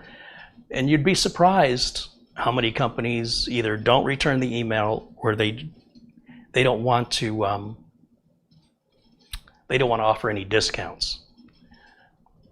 So it's like, all right, well, never mind. So there's been about at least a dozen companies I've reached out to for things that I wanted to offer here, but they won't work with me.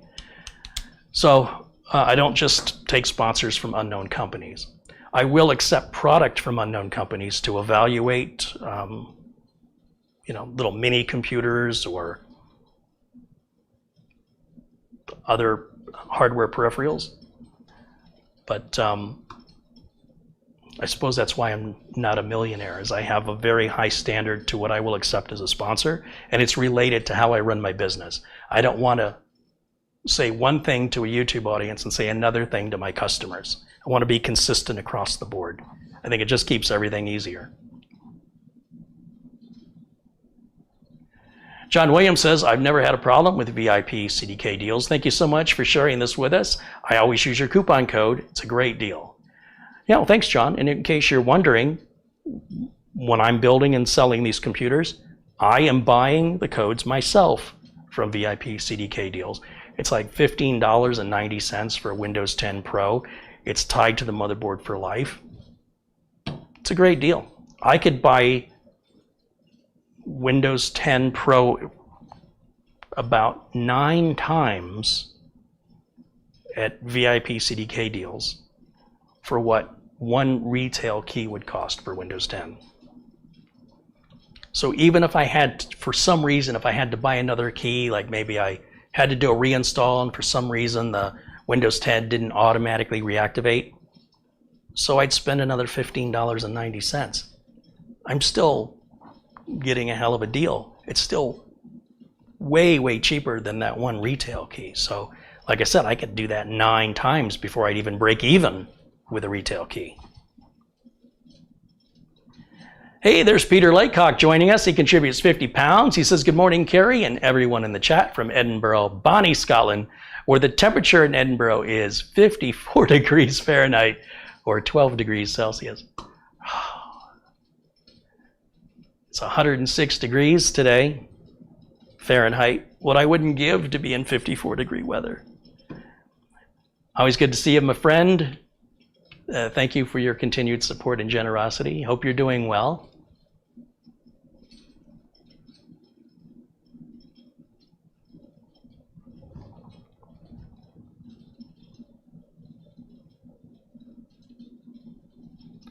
Lawn Dog said reputation is important, and people who aren't technical need to find somebody they can rely on. Well, I mean, sure, I'm that way with a mechanic, I'm that way with a dentist, I'm that way with a physician. Yeah, and I could totally understand someone being that way with their computer guy, right?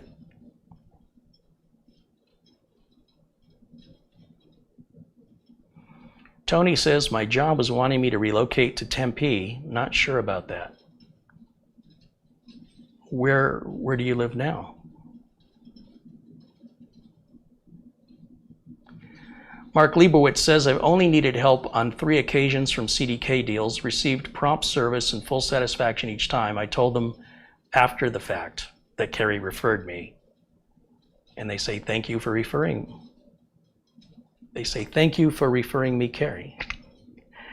Yeah, so you're not telling them because what, you want to see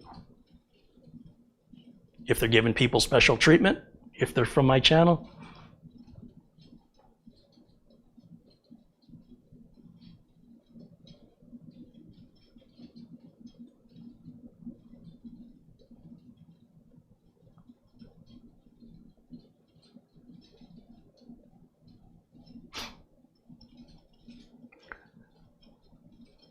Fullcraft1 says, good evening, just got off work and saw your live stream in progress. I'll be listening on my truck's Bluetooth on the way home. Thanks for the informative videos. Dean. Well, thanks, Dean. Glad to hear that you're out there. Thanks for shouting out. It's nice to know. I like to hear back from people that are watching, even if it's just that you pop in and say hello.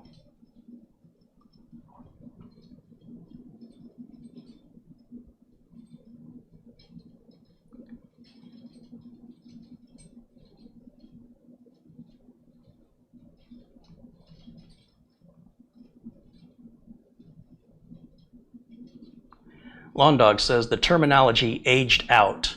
That is a great expression for what happens to things like the i3 processor. So many people buy computers in that processor's price range, and it isn't long before unhappiness. Yeah, again, if it was, it really depends on the end user though, right? Because I've certainly run into a lot of, particularly retired folks. They're most likely going to be okay with an i3 after 5 or 6 years, but I don't think most average home users, I think after 3 years it starts to feel slow, and it just keeps feeling slower and slower and slower. And again, for the price difference to go to the i5, it's not a big price difference, but the length of time that the computer has a viable life, it pretty much nearly doubles it. So anyway, that's just my view on it. And of course, it's your money, and nobody knows your needs better than you. No sense buying more than you need. And if that's all you need, that's great. But that was just answering the question earlier about why I don't install i3s or Ryzen 3s. For what it's going to cost to ship, it's still about $100 to ship it, regardless if I'm sending you an i3 or an i9. So, and the difference in cost, once you're spending that much for the computer anyway, you're just adding just a little bit more. So that's just the way, that's my perspective and my attitude on it. John Paul Bacon says, I've been using your Amazon link on every purchase I make at Amazon for the past 3+ years, and I make purchases several times a week. Well, thank you, John. I appreciate that. I haven't been able to buy a Tesla yet, but if more people were doing that like you, maybe there's a Model X in my future. The last thing I need is another car. I just got rid of all the other cars. Settle on this one car for a while. It's really just a little joke I'm making. Don't take me seriously about the Tesla. Winston Liu contributes $2 Canadian and said CDK deals is good for me in Vancouver, Canada. Yeah, it should be good for everybody around the world. My friend Ron pops in the chat room, says hello. Yeah, well, he says he can't stay. Well, that's okay, Ron. We're just getting ready to wrap it up. It's a little after 9. I've already gone longer than I was planning on, but some good conversation we're having and didn't want to stop. All right, so once again, if you're interested in this computer, please don't ask me about other computers, right? Some people have said, hey, can you list, tell me everything you've got? I cannot. If this isn't the right one for you, stick around. I'll have another one, and another one, and another one, and another one, and another one. There's about 24 more coming. They're all different. No two are the same. So if you see one that speaks to you, then don't feel pressured like, oh, I better get this one. Just stay tuned and watch for my future videos. And when you see the one, well, then you email me and we can make sure that becomes yours. My email address, if you go back to the beginning of the video, I put it on the screen. And Patrick Rousseau says, I always use Uncle Carey's Amazon links for purchases at Amazon for years now. Thank you, Patrick.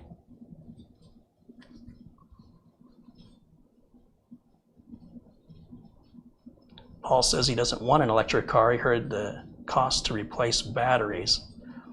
Yeah, but that'll be like in 10 years. I don't think I would have an electric car for 10 years. I'd probably replace it after 5 or 6 years.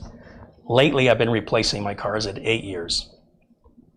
Had the Mustang for 9 years. The Mini Cooper before it I had for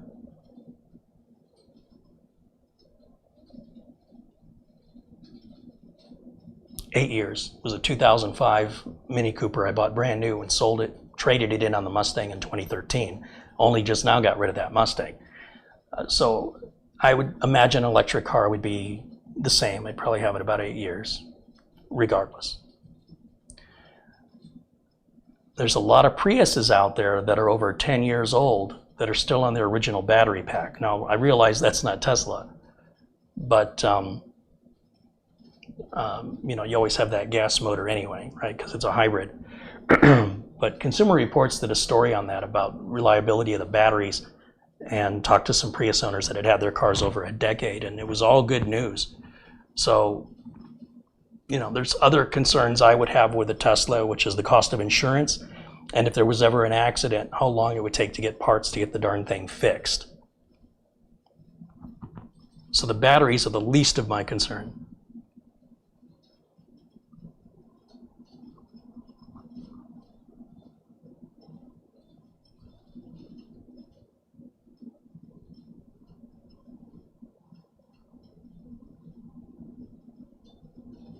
Ghost Rider said he's still driving his 2006 Crown Victoria.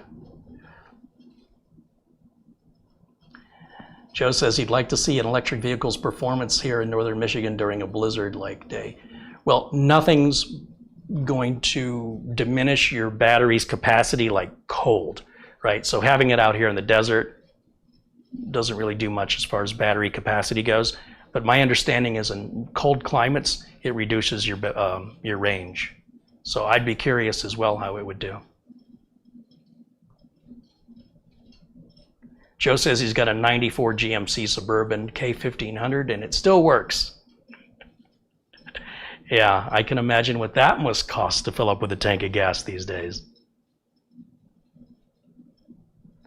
John Williams says, what are you driving now? I have a Lexus NX300 SUV, the small SUV. And so that way I can move computers around, and I can also basically use it as a business vehicle, use it as a hauling vehicle, and use it as a pleasure vehicle. It's all three of what I needed in one car. And I hope it lives up to the reliability that Toyota and Lexus are known for, because my biggest concern about giving up my Mustang was that it never needed a repair in 9 years. I just had regular maintenance, no repairs. And right there at the end, Subaru Mike did find that the overflow bottle for the antifreeze, for the radiator, had a small crack in it. The plastic got old and it was dripping a little tiny bit. It never left a drop in my driveway, but I could smell it when I would get out of the car. And then when I get back into the car later, the smell was gone. But it was when I get out of the car, I could smell antifreeze, but I could never find where that was coming from. I even had the dealer look at it. They couldn't find it. And it was doing that for about 2 or 3 years, and I just ignored it. Subaru Mike had it one day and found the problem, and it was a $90 plastic jug. That's all it is.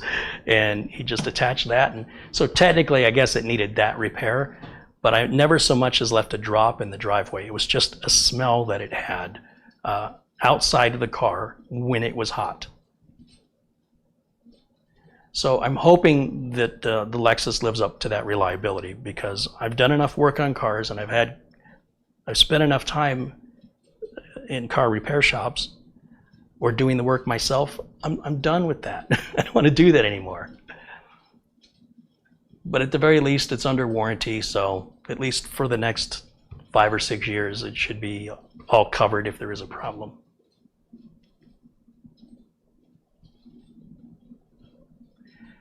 Patrick Ursa says, don't be surprised of multiple cases of toilet paper when you check what's been bought from your Amazon link.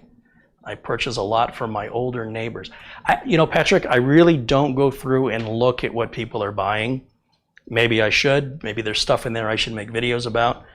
But there could be 100 purchases on any given day, and it's sorted by day. It's not like I can just say, show me everything that was purchased for the last 30 days. Like, I can get an amount of how much was spent and what my commissions were. But I pretty much have to pull up day by day and look at the lists. So I don't really look at it. And again, it doesn't tell me who's buying. It only tells me what's been purchased on what date, how much it was, what quantity of those were purchased, and then what my commission on that sale is.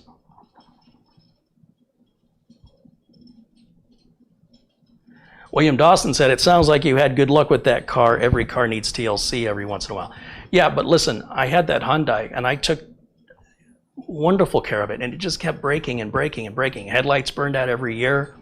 To replace the headlight was not a simple process. The bumper had to come off. It was just ridiculous and stupid. And the car went into service as if I was abusing or neglecting the car, but I was taking care of the car and it was still breaking anyway.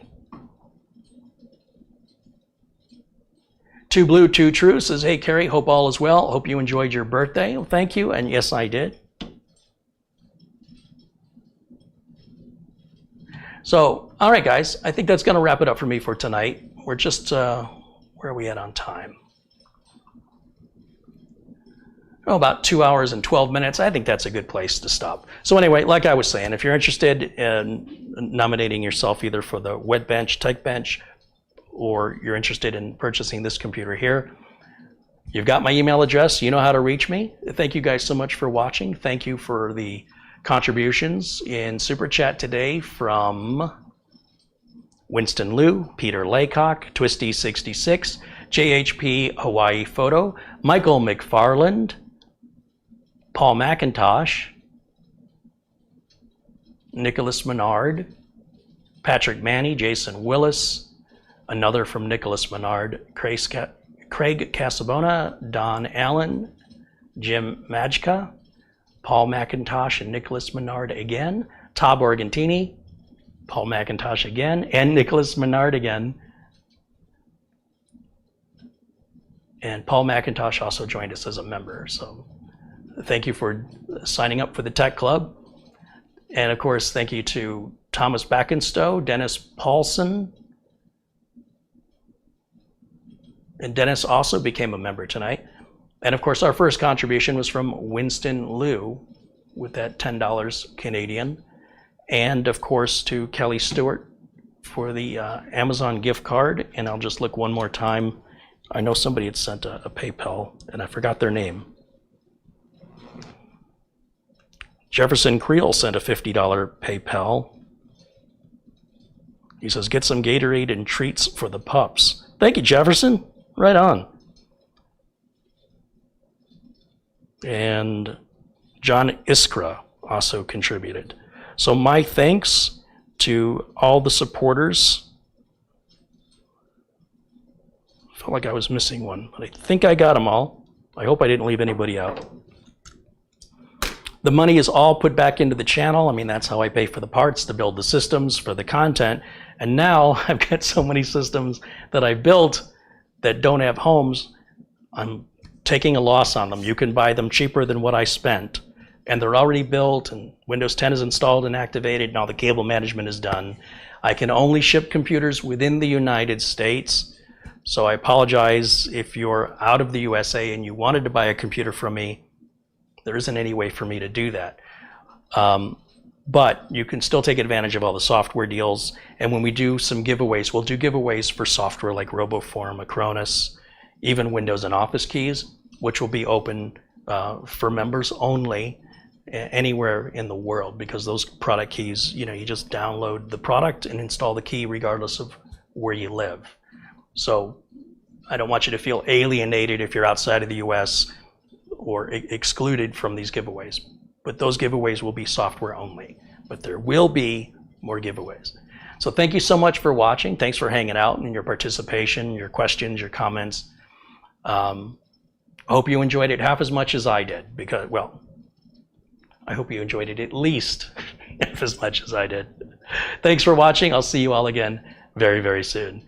Until then, bye for now.